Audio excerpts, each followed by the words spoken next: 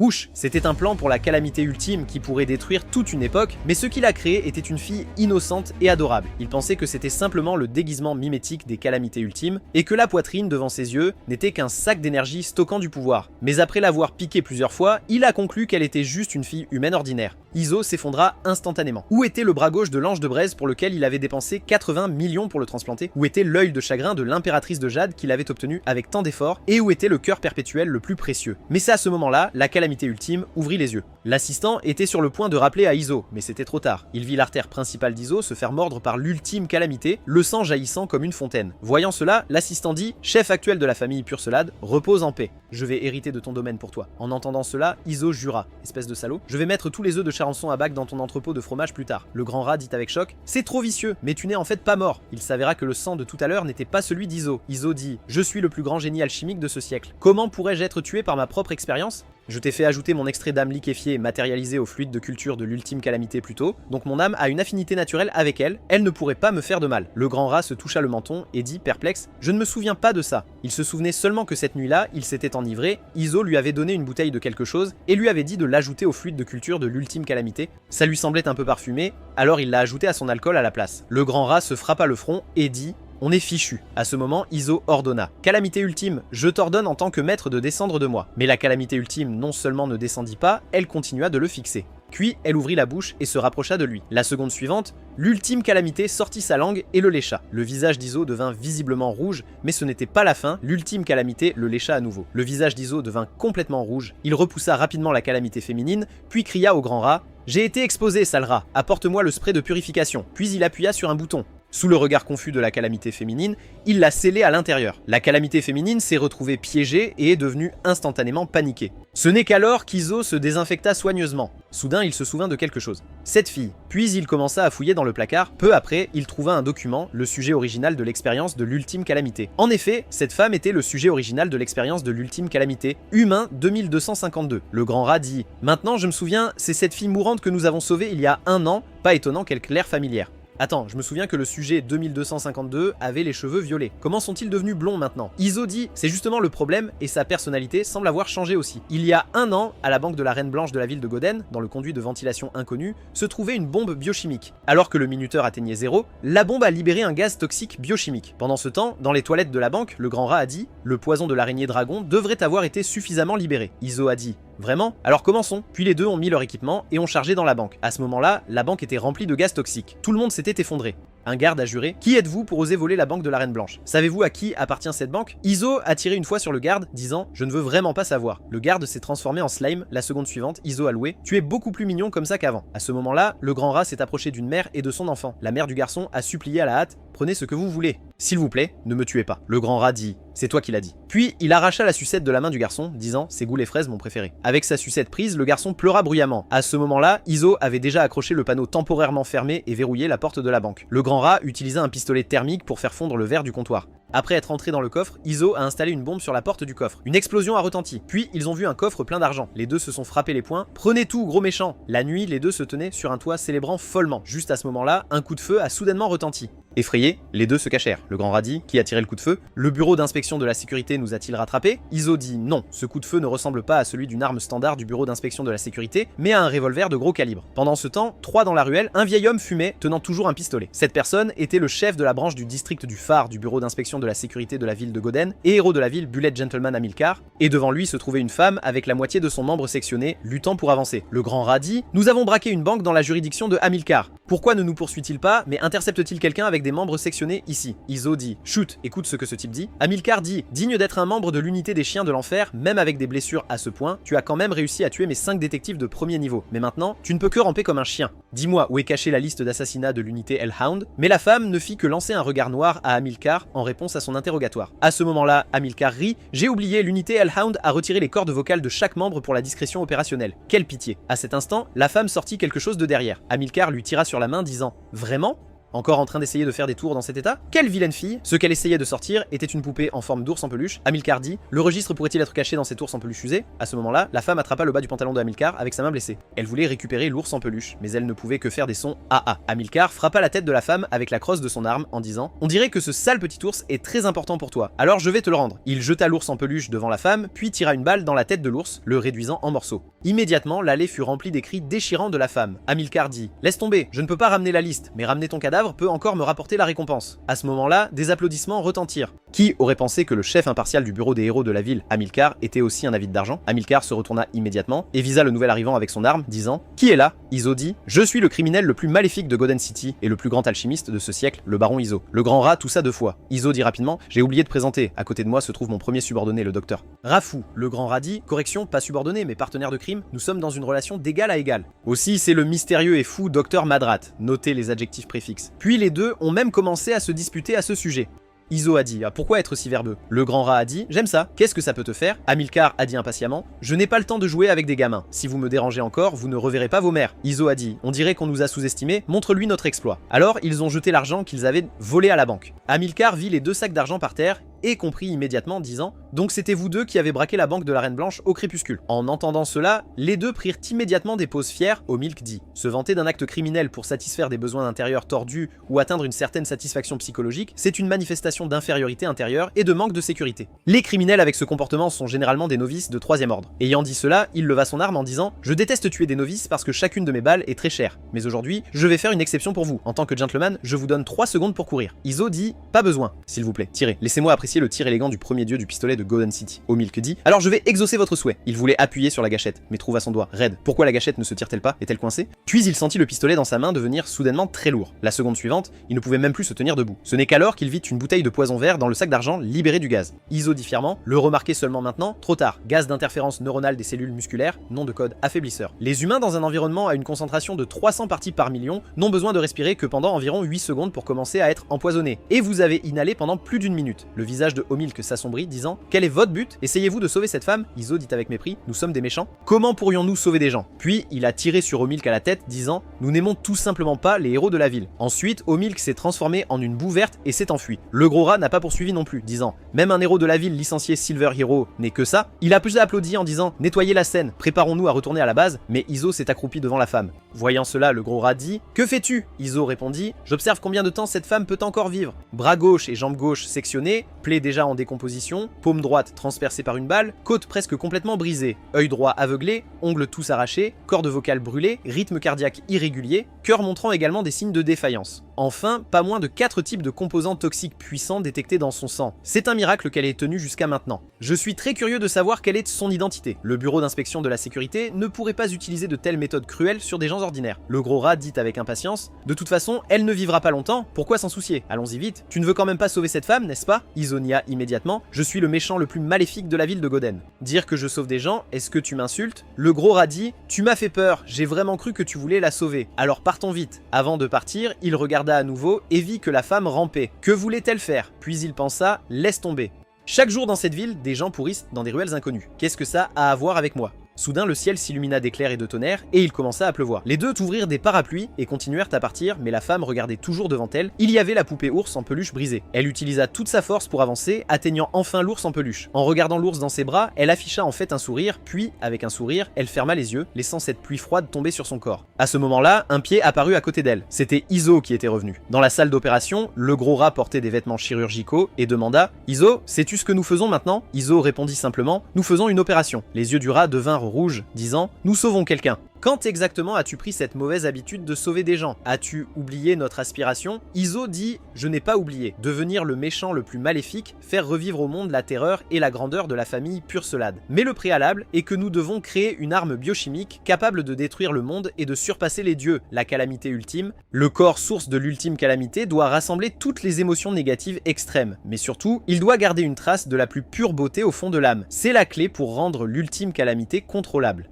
Nous avons échoué des milliers d'expériences précisément parce qu'il nous manquait cela, et cette femme se trouve réunir toutes les conditions. Le rat dit « Mais elle est trop gravement blessée, elle pourrait mourir à tout moment ». Iso dit « Nous devons donc immédiatement mener l'expérience de l'ultime calamité. Va préparer les greffes. Je vais préparer le sang fœtal du cocon du désespoir. » Le rat claqua des doigts, indiquant qu'il n'y avait pas de problème. Ensuite, les greffes furent apportées. Le bras gauche flétri de l'ange de braise, l'œil droit chagriné de l'impératrice de jade, le cœur artificiel modèle amélioré 3, et le sang fœtal du cocon de désespoir dépétrifié prêt. Iso mit des gants en disant « Commençons à créer un miracle ». Ils passèrent plus de 400 jours. Qui aurait pensé que l'arme biochimique la plus puissante, l'ultime calamité qu'ils ont créée, serait une fille mignonne et idiote? Le gros rat a demandé ce qu'il fallait faire maintenant. Iso a dit « Demain matin, nous commençons les procédures de routine. Observation, culture, test ». Le gros rat a dit « Et si elle s'avère être un produit raté ?» Iso a dit « Alors détruisez-la. » Je ne garderai pas un produit raté. Mais cette nuit-là, en allant se coucher, les scènes de la journée lui revinrent involontairement à l'esprit, le faisant se tourner et se retourner, incapable de dormir. Alors il décida de se lever et d'aller vérifier la calamité ultime. En arrivant au réservoir de culture,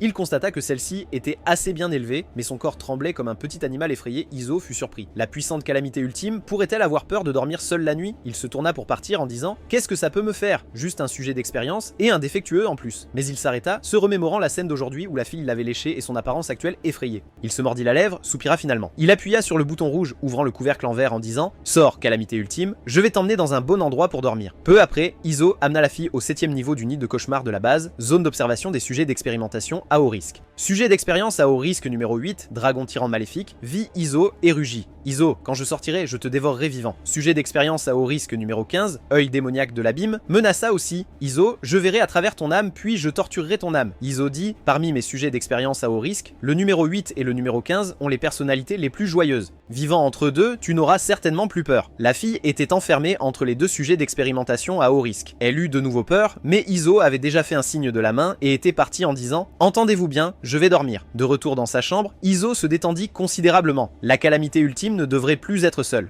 Enfin, je vais pouvoir bien dormir. Pendant ce temps, le dragon tyran maléfique dit « Qu'est-ce qui qualifie cette fille humaine pour être enfermée avec des êtres puissants comme nous ?» L'œil démoniaque de l'abîme répondit « Comment le saurais-je ? Je pense que je viens d'entendre ce salaud d'Iso dire qu'elle est la calamité ultime. » Le dragon tyran maléfique rit bruyamment en entendant cela. Cette minuscule humaine semblable à une fourmi est en fait la calamité ultime. L'œil démoniaque de l'abîme se moqua aussi. Avant cela, Iso pouvait au moins cultiver des créatures terrifiantes qui valaissent la peine d'être remarquées. Cette fois, il a produit un humain qu'elle risait. À ce moment-là, ils remarquèrent que la petite fille humaine frappait sur le verre. Le dragon tyran maléfique se moqua. « Et ne gaspille pas ton énergie, c'est le mur de cristal de gloire blanche à haute fréquence que ce salaud d'Iso a développé, même moi je ne peux pas le traverser. Si tu peux le briser, je serai ta monture. » L'œil démoniaque de l'abîme ajouta aussi « Mon rayon magique le plus puissant ne peut pas le pénétrer. Si tu peux le briser, je serai ton animal de compagnie. » À ce moment-là, la fille a soudainement arrêté sa main. La seconde suivante, son bras s'est soudainement transformé en lave, puis elle a frappé sa paume contre le verre. Le dragon tyran maléfique et l'œil démoniaque de l'abîme furent tous deux choqués en voyant cela. Ils virent la main de la fille frapper le verre et une flamme jaillit, brisant en fait le verre incassable.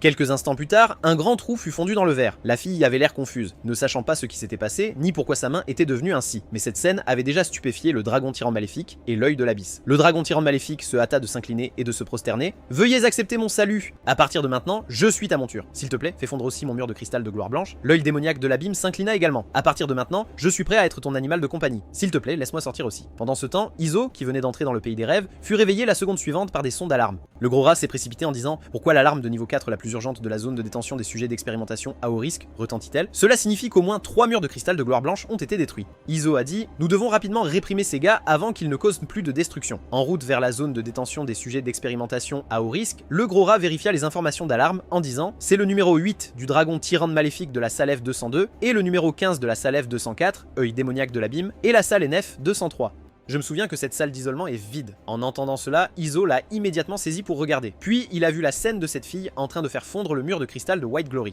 Iso devint immédiatement excitée. Elle manifesta le bras gauche transplanté de l'ange de braise. Mais le gros rat dit « Explique-moi d'abord clairement comment la calamité ultime s'est retrouvée transférée dans la zone d'observation des sujets d'expérimentation à haut risque. » Avec un ding, l'ascenseur arriva à la zone d'observation des sujets d'expérimentation à haut risque. Lorsque les portes de l'ascenseur s'ouvrirent, ils virent 2 monstres se déchaînant sauvagement. Les yeux d'Iso étaient perçants en disant « Vous deux devriez avoir assez joué. » À ce moment-là, ils tournèrent leur regard. Le dragon tyran maléfique prit l'initiative, attaquant. « Salaud d'Iso, tu m'as enfermé si longtemps, je vais te donner une leçon. » Le gros rat lui tira dessus une fois. Un nuage de fumée explosa sur sa tête. Le dragon tyran maléfique dit choqué « Qu'est-ce que c'est que ce truc ?» Iso répondit « C'est une bombe sac remplie de plus de 200 œufs d'araignée dragon. En tant que dragon, tu devrais savoir ce que sont les araignées dragons, dit le dragon tyran maléfique. Des araignées qui parasitent les espèces de dragons et sous-espèces de dragons et se nourrissent de la race des dragons. Une fois parasitées, la mort est certaine. Iso dit, très intelligent, bonne réponse. L'œil démoniaque de l'abîme profita de l'attention d'Iso, attiré par le dragon tyran maléfique, et lança immédiatement une attaque. Iso leva la main et une grenade vola dans les airs. L'attention de l'œil démoniaque de l'abîme fut instantanément attirée par cette grenade. La seconde suivante,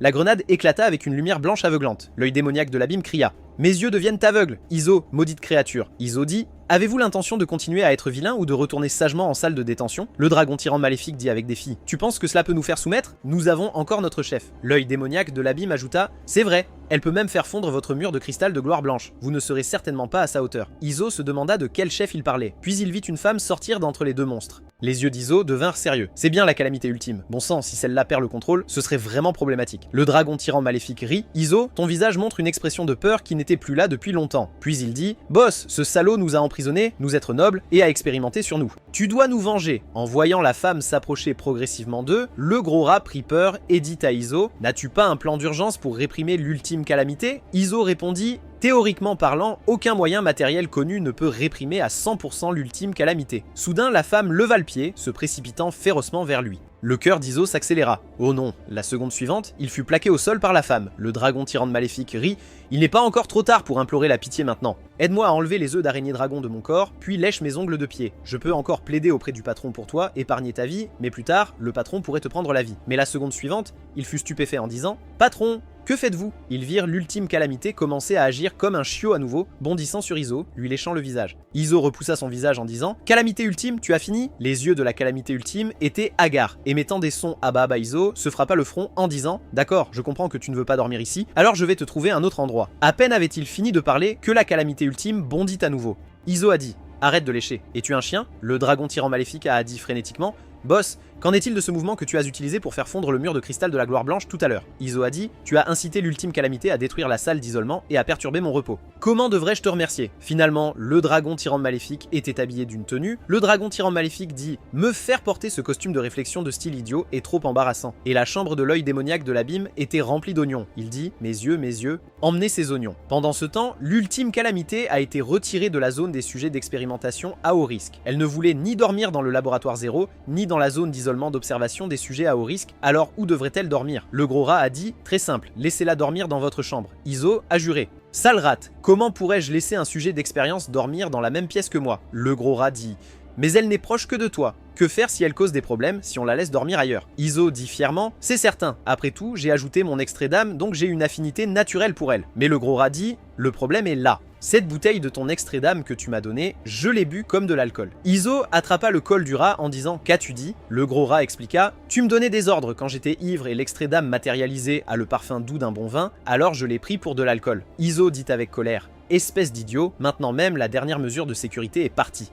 Une fois que l'ultime calamité devient incontrôlable, nous sommes tous finis. Mais le rat a pointé l'ultime calamité en disant « Regarde derrière toi ». Ils ont vu que l'ultime calamité était déjà montée dans l'aquarium la seconde suivante. Elle a plongé la tête la première dans l'eau et a attrapé un poisson. Cette action a effrayé le jeune dragon à 9 têtes qui s'est caché. Iso gronda en voyant « Eh, ce n'est pas un jouet, sors de là maintenant !» Cependant, elle ne pouvait pas entendre les mots d'Iso dans l'eau. Iso ne pouvait plus le supporter, attrapa son pied et la tira vers le bas. L'ultime calamité fut tirée hors de l'eau. Iso tomba aussi à cause de l'inertie. Quelques instants plus tard, l'ultime calamité regarda innocemment Iso, dont le visage était rouge à cause de la chute. Iso gronda « Calamité ultime, je t'ordonne en tant que maître de ne plus jamais entrer dans le réservoir d'eau. » Mais la calamité ultime éternua à ce moment-là. À ce moment, elle était trempée, ayant l'air pitoyable. Iso soupira en voyant « Laisse tomber, c'est tellement sale, qu'elle prenne un bain d'abord. » Peu après, Iso remplit la baignoire d'eau chaude. Il souleva la main de l'Ultimate Calamity, puis scanna sous son aisselle. Il scanna 3 fois, il ne semble vraiment pas y avoir de pathogène sur son corps, mais malgré cela, il ne voulait pas qu'un sujet d'expérience utilise sa baignoire pour se baigner. Puis il a instruit l'Ultimate Calamity « D'accord, après mon départ, tu vas te baigner, compris ?» Les yeux de l'Ultimate Calamity étaient hagards, semblant complètement incompréhensifs. Iso se frappa le front, alors il ajouta le langage des signes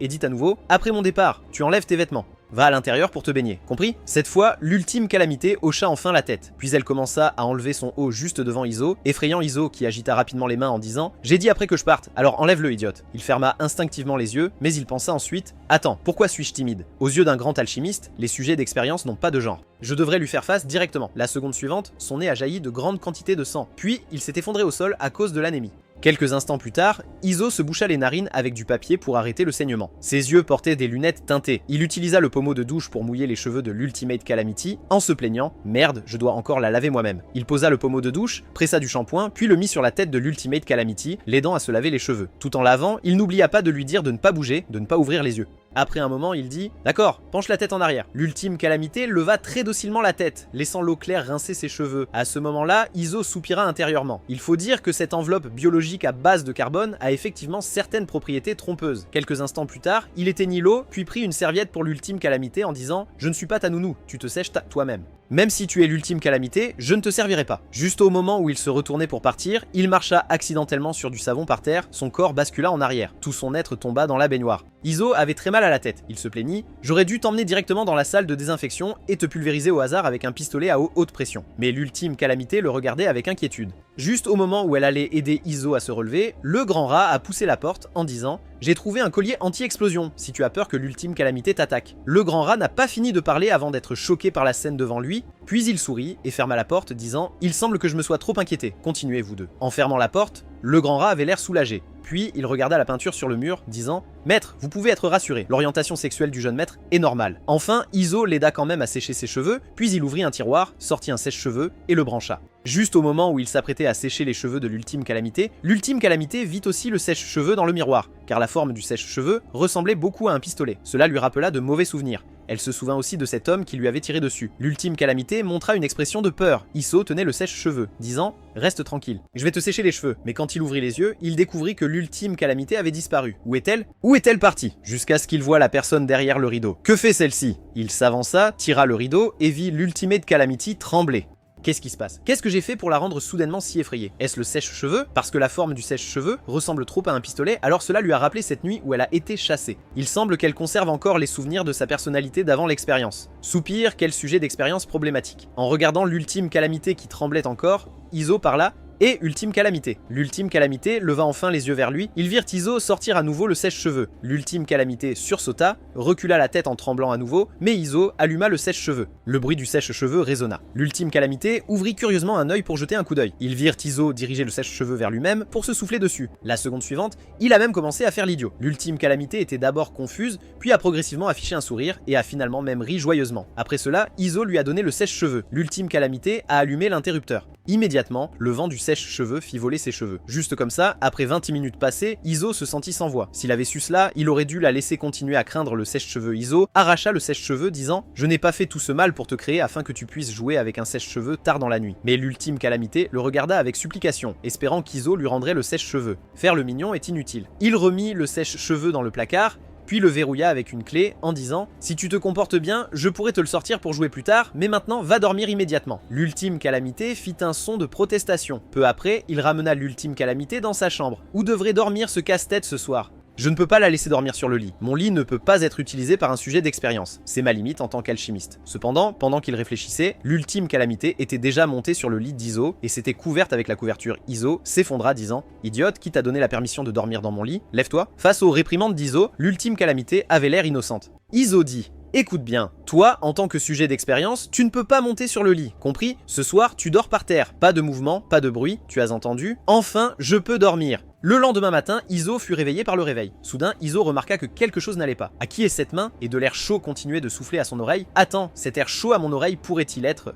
Quand est-ce qu'elle est montée sur mon lit? Mais sérieusement, peu importe comment tu la regardes, elle n'a pas une once de l'apparence de l'Ultime Calamité. Juste à ce moment-là, le grand rat a poussé la porte et a dit « Izo, comment as-tu dormi la nuit dernière? Où est l'Ultime Calamité ?» Izo a dit « Je ne sais pas ». Le grand rat a dit « Tu ne sais même pas? Et si elle s'était faufilée à nouveau dans la zone d'observation des sujets d'expérimentation à haut risque ? Ce serait terrible. Va vérifier les images de surveillance tout de suite, dit Izo. Va d'abord à la salle de surveillance. J'arrive tout de suite. Le grand rat dit « D'accord, alors j'y vais d'abord. » Soudain, le grand rat sembla remarquer quelque chose. Il dit « Hé, ta couverture bouge !» Izo dit « Il y a un problème avec tes yeux. » Comment une couverture pourrait-elle bouger? Juste au moment où Izo allait continuer à trouver des excuses, Ultimate Calamity sortit de sous les couvertures. Voyant que le chat était sorti du sac, Izo expliqua qu'elle s'était faufilée là toute seule la nuit dernière. Le grand rat dit « D'accord, pour un puceau adolescent comme toi, je peux comprendre ses besoins. Non seulement je ne me moquerai pas de toi, mais je serai en fait content pour toi. » Tu as enfin grandi. Iso lui a directement lancé du fluide d'extraction. Le grand rat a dit « Tu m'as vraiment aspergé d'extrait de glande de punaise? C'est quelque chose que nous avons développé pour faire face aux héros de la ville. » Iso a dit « Je t'ai déjà dit qu'elle est montée toute seule la nuit dernière. Maintenant, dépêche-toi de te préparer pour commencer les tests complets sur Ultimate Calamity. » Bientôt, ils sont arrivés dans la salle de collecte des données de base physique de la zone de test des sujets expérimentaux. Le grand rat dit « Ne regarde pas en l'air ou les mesures ne seront pas précises. Taille 160 et 11 cm. » Le grand rat dit « Elle est 11 cm plus grande que toi, si tu veux l'embrasser, tu devras te mettre sur la pointe des pieds. » Iso dit « Idiot, je suis encore en phase de croissance. Et qui a dit que je voulais l'embrasser? Test physique numéro 2, test de poids. Poids 64 kg. » Iso était perplexe. Si léger? Ce n'est pas correct. Rien que le bras gauche de l'ange de braise pèserait bien plus de 64 kg. Plus le cocon de haute densité de sang de désespoir fital injecté dans son corps,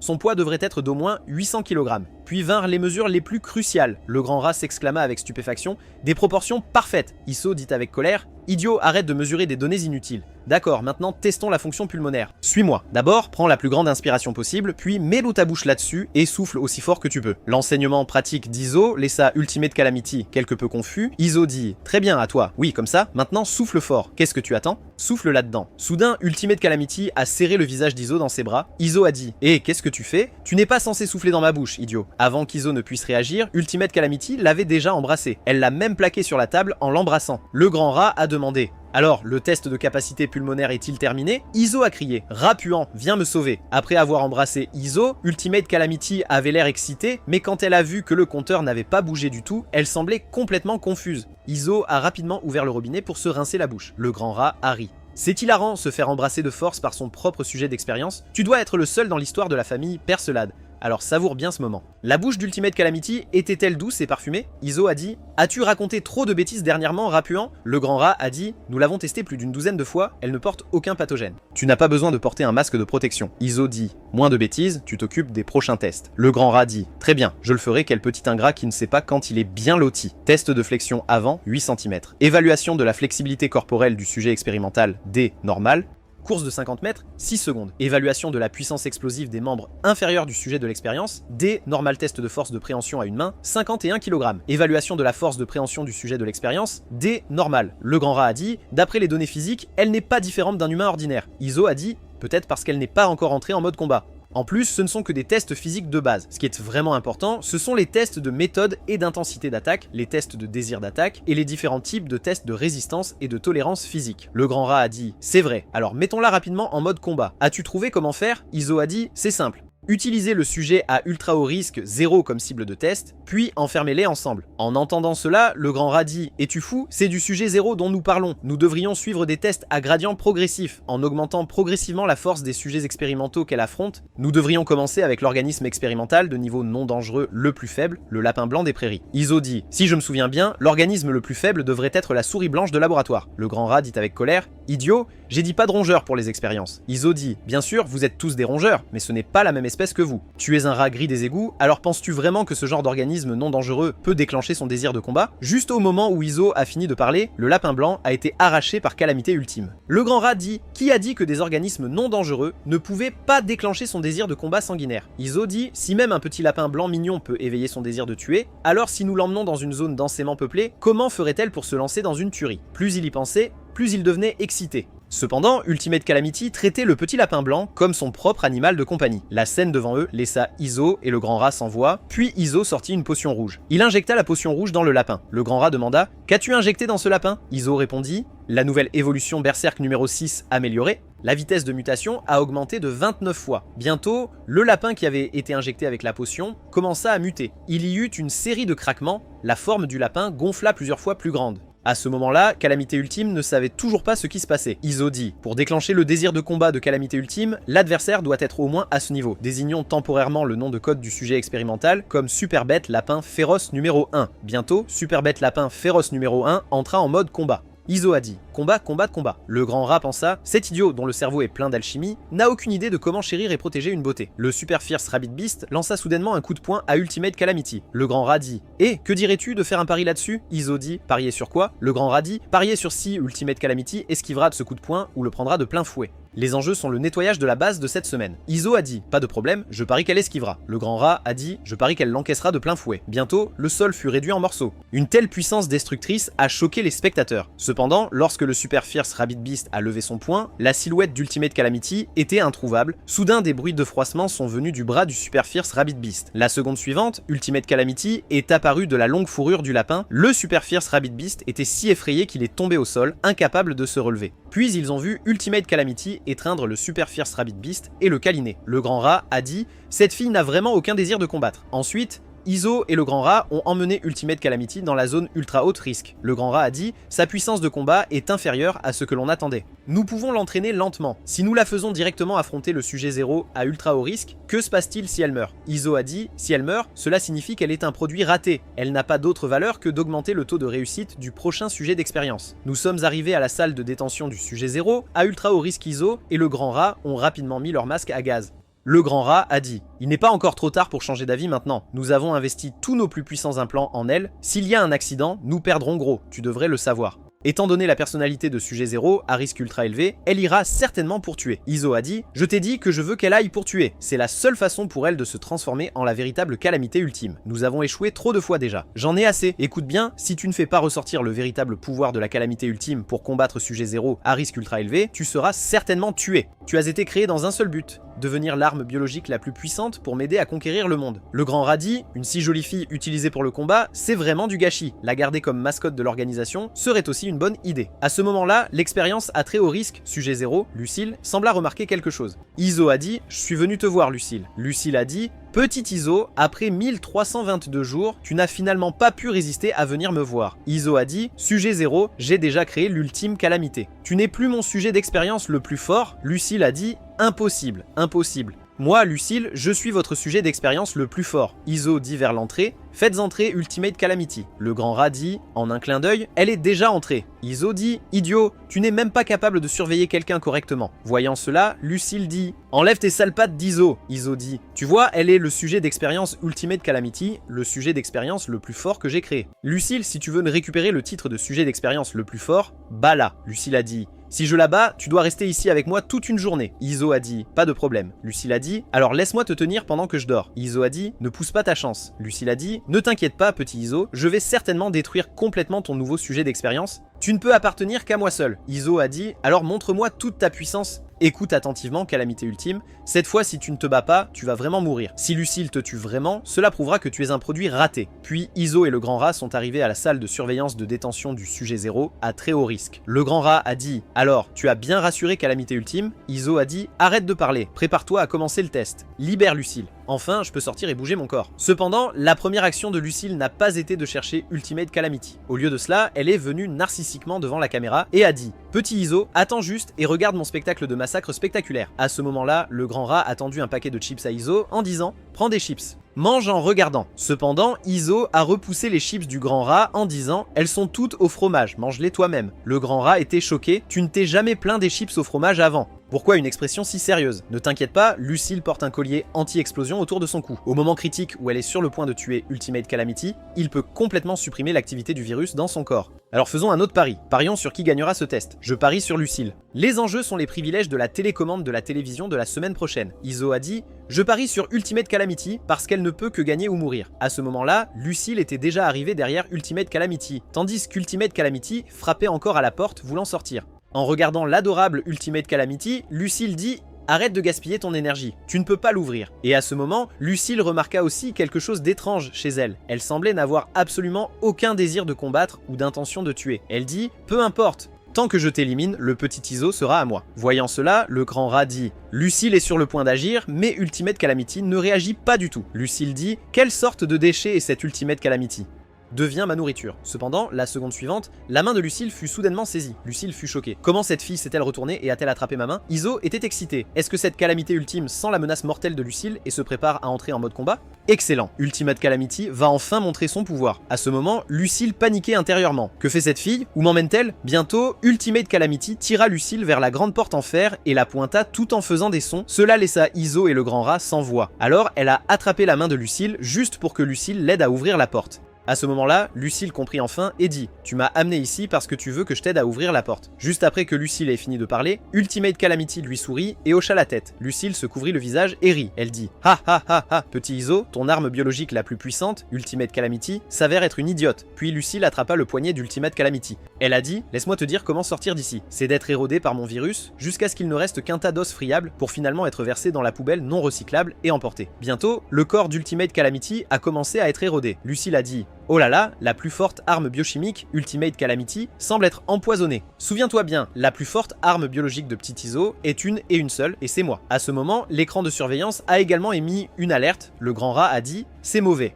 Le virus infecte toute sa chair et ses organes à travers les cellules épidermiques d'Ultimate Calamity. Iso dit, perplexe, impossible. Nous avons précédemment testé que les globules rouges dans le sang fœtal du Cocoon of Despair tueraient les agents pathogènes tentant de l'infecter. À ce moment-là, Ultimate Calamity avait été complètement infecté, tout son corps tremblant sur le sol. Lucille dit, déjà en train de mourir si facilement? Ce n'est pas du tout amusant. Le grand rat a rappelé.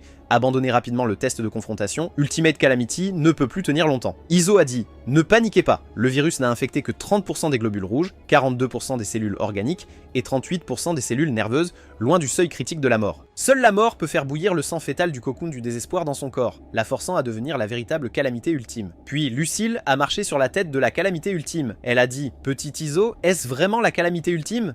Elle est ridiculement faible. Je n'ai même pas encore eu mon lot de plaisir. N'étais-tu pas assez vive tout à l'heure? Tu as même osé me demander de t'aider à ouvrir la porte? Pourquoi ne faisais-tu pas de bruit maintenant? » Le grand rat dit « Le virus a infecté plus de 70% des cellules dans tout son corps. » « Tu ne vas pas avorter? » dit Iso. « Attends un peu plus longtemps. Le cœur perpétuel est un cœur mécanique artificiel. Le virus ne peut pas l'infecter, et le Darken n'a pas encore infecté ses cellules nerveuses cérébrales, dit Lucille. Il semble que la petite Iso ne se soucie pas beaucoup de cette fille. J'ai mal compris. Dans ce cas, préparons la cérémonie du Grand Prix 2000. La seconde suivante, Lucille a commencé à lécher Ultimate Calamity. Elle a dit, bien qu'elle soit un sujet d'expérience raté, son goût est étonnamment délicieux. Alors je vais commencer mon festin, dit le gros rat avec urgence. Le virus a infecté 90% des cellules dans le corps d'Ultimate Calamity. Nous devons immédiatement activer le collier anti-explosion de Lucille. Cependant, juste au moment où le gros rat s'apprêtait à appuyer sur le bouton, Iso l'arrêta. Le gros rat demanda, confus, « Iso, que fais-tu » Iso dit, « Ce n'est pas encore le moment. Attends un peu plus longtemps. » Le gros rat dit, « Elle n'est pas du tout prête. On ne peut pas juste la regarder se faire dévorer par Lucille. » Iso dit, « Rapuant, tu penses juste qu'elle est jolie. Tu n'étais pas aussi sentimental avec les sujets d'expérience précédents. N'oublie pas notre ambition, faire plier le monde sous les pieds de notre famille Persillade, que ce soit Ultimate Calamity ou Lucille, ce ne sont que des outils pour atteindre cet objectif. » À ce moment-là, Ultimate Calamity cria soudainement vers Iso. « Maître !» À cet instant, Ultimate Calamity était au bord de l'effondrement, sa voix faible et fragile. Le gros rat fut choqué. « Quand Ultimate Calamity a-t-elle appris à parler? Tu lui as appris ?» Iso dit « Je lui ai appris un peu hier soir. » Hier soir, Ultimate Calamity a essayé d'innombrables fois de monter sur le lit,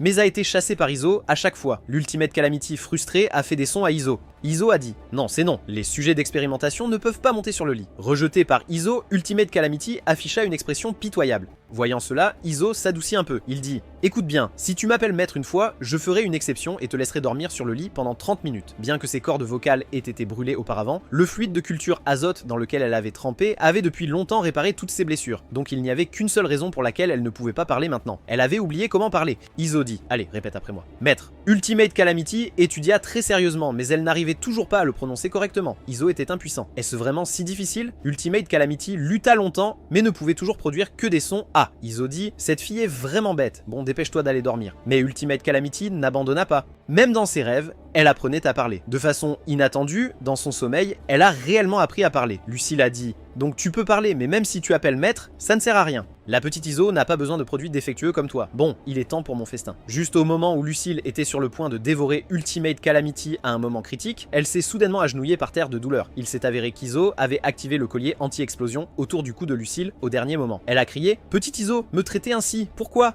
Dans tous les tests de confrontation précédents que vous avez organisés pour moi, même lorsque des sujets d'expérimentation rares allaient être tués par moi, vous ne les avez jamais arrêtés. Pourquoi faire une exception pour elle? Face au regard choqué du gros rat, Iso dit « Tu as raison, ces greffes sont inestimables. Ce serait trop gaspillé que Lucille les mange. » Le gros rat dit « Ne t'inquiète pas, je ne penserai certainement pas que tu as appuyé sur le bouton d'arrêt d'urgence parce que ton cœur s'est attendri quand elle t'a appelé maître. » Puis Iso est venu entièrement équipé devant Ultimate Calamity. Il a dit « Ne m'appelle plus maître, tu n'en es pas digne. » Juste au moment où il se retournait pour partir, il est passé par hasard près de Lucille. Lucille a dit « Pourquoi? Que ce soit en puissance de combat ou en silhouette, elle est bien inférieure à moi. » Iso a dit « C'est parce qu'elle a de nombreux organes transplantés importants. » S'ils étaient dévorés par vous, l'expérience de l'ultime calamité ne pourrait pas continuer. En entendant cette explication, Lucille afficha un sourire satisfait. Le gros rat dans la salle de surveillance resta sans voix. Si tu ne peux pas te résoudre à la perdre, pourquoi organiser ce test de confrontation? Quelle perte de temps? Cependant, la seconde suivante, il ne pouvait plus sourire, car le moniteur montrait que la température corporelle de Lucille revenait progressivement à la normale. Cela signifiait que le collier autour du cou de Lucille avait perdu son effet de suppression sur elle. Voyant cette scène, le gros rat cria frénétiquement dans l'oreillette d'Iso: « Sors immédiatement de la salle de détention du sujet 0. » Ignorant la vérité, Iso répondit avec désinvolture: « Pourquoi cries-tu si fort? Tu m'as crevé le tympan. » Le gros rat dit: « Le collier anti-explosion de Lucille a échoué. Sa température corporelle augmente rapidement. » Iso était choqué. Quoi? Pourquoi ne l'as-tu pas dit plus tôt? Juste au moment où il finissait de parler, Lucille était déjà apparue silencieusement derrière lui.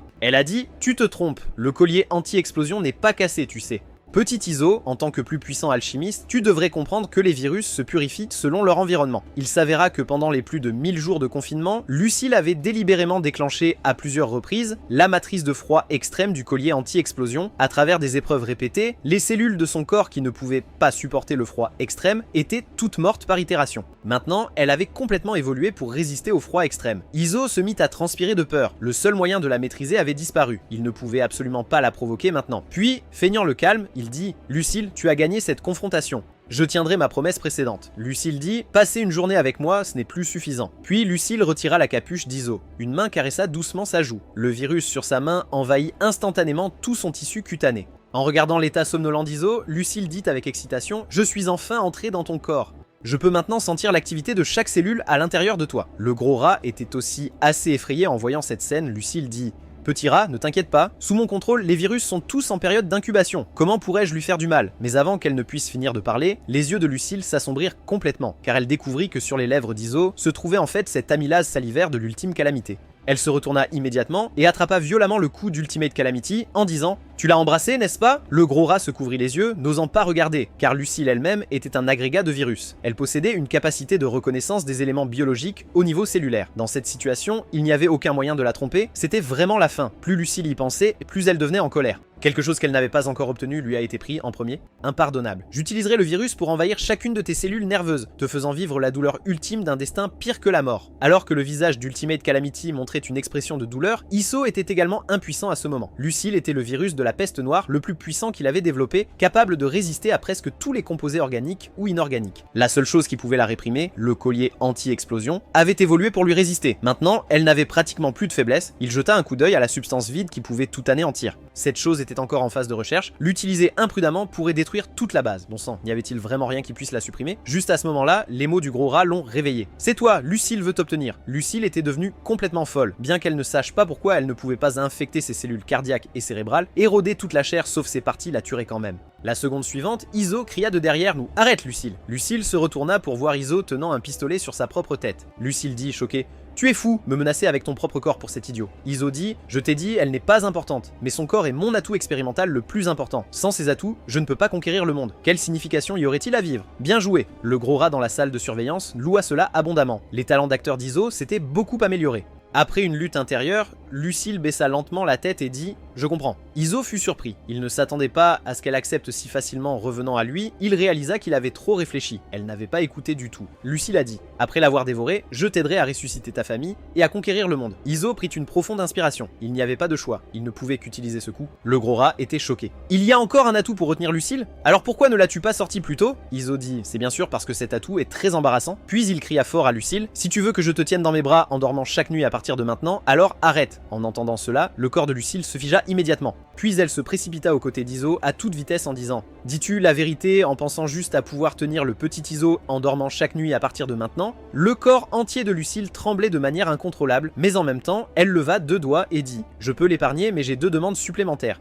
Premièrement, elle doit être enfermée dans cette salle de détention pour toujours. Je sortirai et vivrai avec toi. » Iso accepta. Pour l'instant, il ne pouvait que la stabiliser, puis chercher de nouvelles méthodes pour réprimer Lucille plus tard. Puis les lèvres de Lucille se courbèrent en un sourire maléfique. Elle pressa la tête d'Iso contre sa poitrine. Ensuite, elle gifla Ultimate Calamity pour le réveiller en disant: « Réveille-toi, regarde attentivement. » Lucille souleva de force la bouche d'Iso, puis sans plus attendre, elle l'embrassa. Non seulement cela, elle a aussi enfoncé sa langue à l'intérieur. Ce n'est que lorsque Iso pouvait à peine respirer qu'elle s'est séparée à contre-cœur. Ensuite, elle a léché ses lèvres couvertes de salive avec une satisfaction persistante. Puis elle l'a avalée. Elle a dit: « La salive du petit Iso est si délicieuse. » Tu es toujours le même, à aimer ce dentifrice au goût de violette. Le gros rat ferma les yeux. En tant qu'ami, il était heureux pour Iso, mais en tant qu'assistant expérimental, il se sentait désolé pour Iso. Ultimate Calamity, qui avait assisté à tout le processus, ne ressentit qu'une douleur intense dans sa poitrine. Une puissance indescriptible commença à se répandre dans son corps, même Lucille sentit clairement quelque chose d'inhabituel. Les cellules virales qui venaient d'envahir le corps de l'autre furent toutes réduites en cendres. La seconde suivante, Ultimate Calamity se libéra de ses entraves. Son corps entier était rempli de flammes infinies, puis elle attrapa le cou de Lucille et dit « Je te déteste, mauvaise femme ». En voyant cette scène, Iso et le gros rat furent stupéfaits, c'était la main gauche de l'ange des braises. Heureusement, Ultimate Calamity ne pouvait toujours pas contrôler pleinement ce pouvoir. Après avoir vaincu Lucille, elle est tombée inconsciente pendant 3 jours. Pendant cette période, Ultimate Calamity a fait un rêve. Dans le rêve, elle était cruellement maltraitée par sa belle-mère. L'ours en peluche dans ses mains a également été violemment jeté par terre et piétiné. Son père, voyant cette scène, avait le cœur brisé et voulait plaider pour sa fille, mais il ne s'attendait pas à ce que les mots suivants de la femme le laissent complètement honteux. Vous jouez la comédie de l'affection père-fille, n'est-ce pas? N'oublie pas qui t'a fait devenir le dramaturge numéro 1. Dès qu'elle eut fini de parler,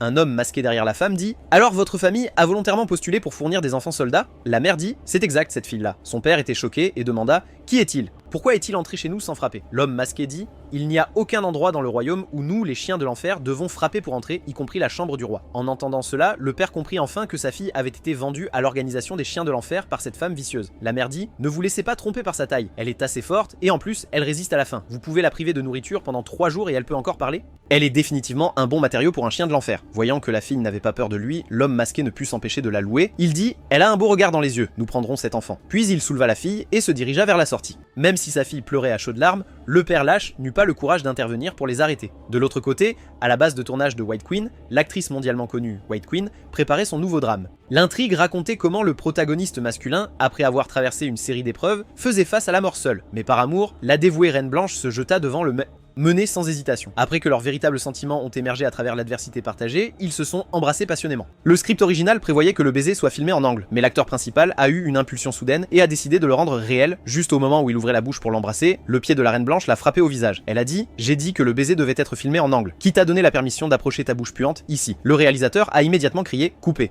Il s'est précipité pour s'excuser. « Président, s'il vous plaît, calmez-vous !» Il s'avérait que la Reine Blanche n'était pas seulement la présidente du groupe de divertissement Reine Blanche, mais aussi la deuxième héroïne de la ville de Goden. Le réalisateur continua. Il est nouveau ici et ne connaît pas les règles, mais c'est déjà l'acteur qui ressemble le plus au maire de première génération que nous avons pu trouver. La Reine Blanche fixa l'homme pendant un long moment et dit « Il ne lui ressemble qu'en apparence. Il manque complètement l'essence divine de père. En plus, son jeu d'acteur est terrible, son expression lors de la scène de brûlure était trop fausse. Remplacez-le, dit le réalisateur. Mais nous avons déjà remplacé plus de 700 personnes. Notre budget est gravement dépassé. En entendant cela, la Reine Blanche dit avec désinvolture « Ce n'est que de l'argent, j'ajouterai 200 millions à votre budget, allez retirer l'argent de ma banque plus tard. » Juste au moment où elle finissait de parler, un subordonné se précipita pour lui faire un rapport. La Reine Blanche était choquée. « Quoi ? Ma banque a été cambriolée ?» Le subordonné a dit « Oui, 2 voleurs ont d'abord placé un dispositif de gaz toxique à retardement, paralysant tout le monde avant de procéder au cambriolage. Puis il a remis le dispositif de gaz toxique qu'Iso avait laissé sur les lieux. À l'origine, la Reine Blanche pensait qu'il s'agissait d'un simple vol, mais après avoir observé la marque spéciale sur l'appareil, ses pupilles se contractèrent. C'était lui, continua le subordonné. De plus, Omilk a été touché par une arme biochimique inconnue en poursuivant ces 2 voleurs et s'est transformé en une substance visqueuse dégoûtante. La succursale du district du phare est maintenant en plein chaos. Il demande de l'aide au quartier général. Après un moment de réflexion, la Reine Blanche dit à son subordonné « Cette affaire ne nécessite pas l'intervention de ces novices du bureau de patrouille, j'irai personnellement. » En entendant cela, le subordonné sembla comprendre aussi, disant « Exact. Le district du phare est votre juridiction de héros après tout. » La Reine Blanche se leva, son expression féroce, disant « Tu te trompes. Cela n'a rien à voir avec ma juridiction de héros, ces voleurs peuvent avoir la réponse à une question importante que je cherche. De plus, déployer tout le personnel du groupe, trouver ces voleurs à tout prix. Suspendre le tournage du nouveau drame. Pendant la suspension, tout le monde dans l'équipe de production continuera de recevoir son salaire. Puis, elle s'approcha du rôle principal masculin et demanda « Tu voulais vraiment m'embrasser ?» L'homme s'agenouilla immédiatement par terre, suppliant « J'ai eu tort, je n'oserai plus jamais. » La seconde suivante, la Reine Blanche condensa rapidement un bloc de glace dans sa paume. Elle dit « Si tu peux faire fondre ce bloc de glace extrêmement froide dans ta bouche, je considérerai tes pensées déplacées. Si ce n'était pas pour ton visage qui ressemble un peu à celui de père, tu serais déjà mort quand tu as approché ta bouche puante tout à l'heure. Aucun homme dans ce monde ne peut me toucher avec sa bouche, sauf père. » De l'autre côté, Lucille est restée inconsciente après avoir été vaincue. Ensuite, Iso a immédiatement procédé à un examen de l'ensemble de l'incident. Il devait trouver le déclencheur et la cause de l'éveil de l'aptitude d'Ultimate Calamity. De plus, il a annoncé qu'Ultimate Calamity devenait officiellement le 2e sujet d'expérience à très haut risque après Lucille. Son nom de code serait Cor Bien, que le plus grand avantage de Cor soit son tempérament doux, sa faiblesse était également évidente. Ses capacités étaient extrêmement instables et elle manquait de désir d'attaquer. Elle a utilisé pour la première fois le bras gauche de l'ange de braise dans la salle de détention à ce moment-là. Iso a examiné les images de surveillance de cette nuit-là. Cela devait être parce qu'elle détestait dormir dormir là-bas. En entendant cela, le gros rat taquina. Puis-je comprendre cela comme si elle voulait dormir avec toi? Iso dit tais-toi. La deuxième fois qu'elle a utilisé le bras gauche de l'ange de braise, c'était en combattant Lucille. Elle a probablement pensé à tort que Lucille m'attaquait, ce qui a déclenché son désir de combat. Son cocoon bouillant de sang fétal du désespoir a instantanément éliminé le virus de son corps et a utilisé son attaque ultime sur Lucille, le canon de vapeur à pression thermique. Le gros rat a dit « Attends une seconde, c'est quoi le canon de vapeur à pression thermique ?» Iso a dit « C'est le nom que j'ai donné au mouvement de corps. » Ah c'est cool non? Le gros rat a dit je ne comprends pas. De plus, la différence de température entre ces deux moments est extrêmement grande. La température de la deuxième fois approchait déjà celle des éruptions solaires. Même le virus de la peste noire, résistant aux hautes températures, a été instantanément tué par la vapeur. Iso a dit, en effet, si ce n'était pas pour le collier anti-explosion de Lucille, avec sa matrice de froid extrême neutralisant une partie de l'énergie thermique, elle ne serait pas simplement dans le coma en ce moment. Juste à ce moment-là, l'estomac de corps a gargouillé.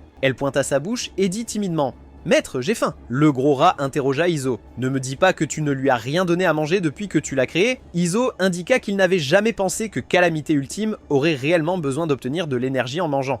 Puis il eut une idée, puisqu'elle avait besoin de manger, il préparerait la nourriture la plus nutritive et la plus énergétique pour elle. Il amena ensuite Cor dans la salle de détention du dragon tyran maléfique. Voyant qu'il s'agissait d'Iso qui arrivait, le dragon tyran maléfique se montra immédiatement très docile. Il dit « Mon estimé maître, le plus grand alchimiste, êtes-vous venu pour lever mes entraves ?» Iso indiqua qu'il avait maintenant une chance de racheter ses crimes par un service méritoire. En entendant cela, le dragon tyran maléfique dit avec excitation « Vraiment? Quelle opportunité ?» Iso répondit « Devenir la nourriture de l'ultime calamité. » En entendant cela, le dragon tyran maléfique fut directement effrayé à mort. Le gros rat ne comprenait pas non plus. Le dragon tyran maléfique était la seule véritable espèce de dragon parmi leurs sujets d'expérimentation. L'utiliser comme nourriture était vraiment du gaspillage. Iso a dit « C'est précisément pour cette raison que pour Ultimate Calamity, dévorer directement une véritable espèce de dragon est le moyen le plus efficace de reconstituer l'énergie. De plus, cela pourrait évoluer en une forme ultime. » En pensant à cela, Iso a immédiatement ordonné à Cor de manger le dragon tyran maléfique, seulement il ne s'attendait pas à ce qu'après que Cor ait mordu, le dragon tyran maléfique soit complètement indemne. Ses dents avaient enflé après avoir été heurtées contre elle. Après plusieurs tentatives,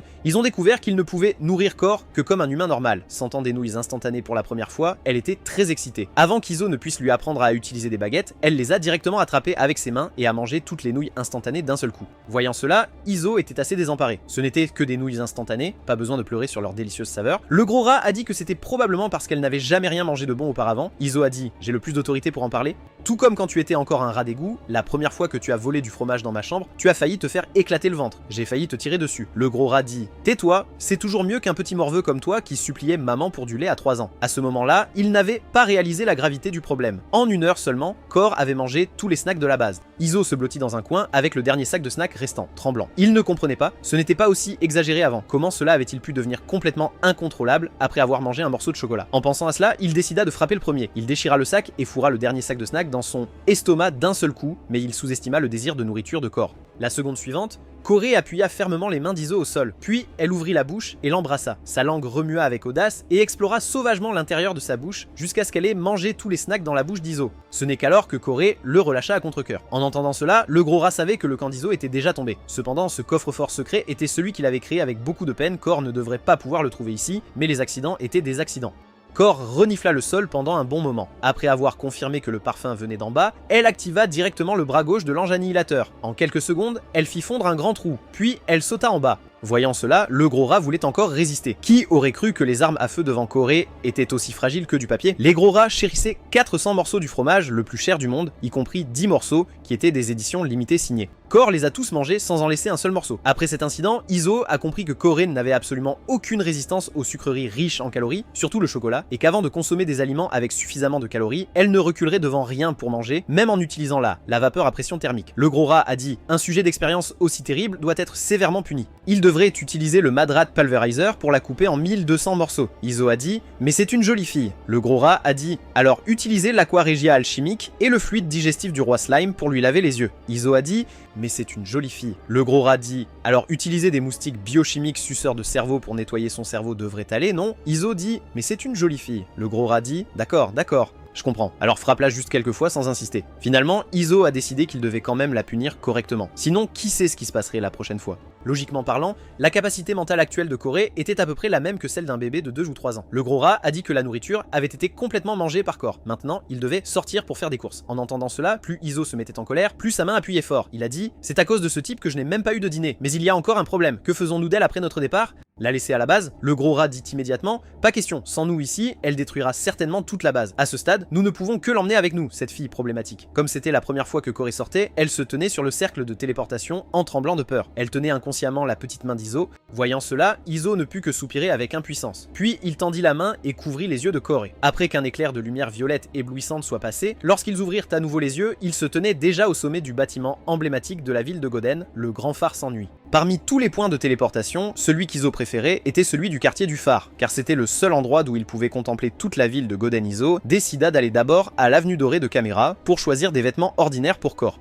Après tout, sa combinaison expérimentale actuelle était trop voyante. Le gros rat dit: c'est une zone de consommation de luxe, pas besoin de l'habiller avec de si beaux vêtements. De plus, l'argent que nous avons volé à la banque a été en grande partie dépensé. Izo dit: précisément à cause de cela, nous devons aller dans ce genre d'endroit encore plus, car cette fois, il ne s'agit pas seulement de faire du shopping. Nous repérons aussi le prochain crime magnifique. Si nous ne changeons pas en tenue luxueuse, comment pouvons-nous nous fondre dans ces établissements haut de gamme? Après avoir dit cela, il a serré Corey dans ses bras et a sauté, mais ils ont sérieusement sous-estimé la capacité de Corey à causer des problèmes. Voyant le monde extérieur pour la première fois, elle était curieuse de tout. Alors qu'Izo était assis sur un banc en attendant que le gros rat achète des hot dogs, il entendit un enfant à proximité s'exclamer: maman, regarde cette grande sœur, elle grimpe si haut. En entendant cela, Izo trouva cela simplement amusant. Quel idiot serait assez fou pour escalader la statue de la caméra? Il fallait savoir que ce n'était pas seulement une zone de patrouille 5 étoiles du bureau de la sécurité, mais que c'était aussi une période clé pour l'application des héros. En y pensant, il sembla réaliser que quelque chose n'allait pas. Attends, c'est absurde. En levant les yeux, il découvrit que c'était effectivement cet idiot, Corey, qui grimpait. Même si Izo se cassait la voix en criant en bas,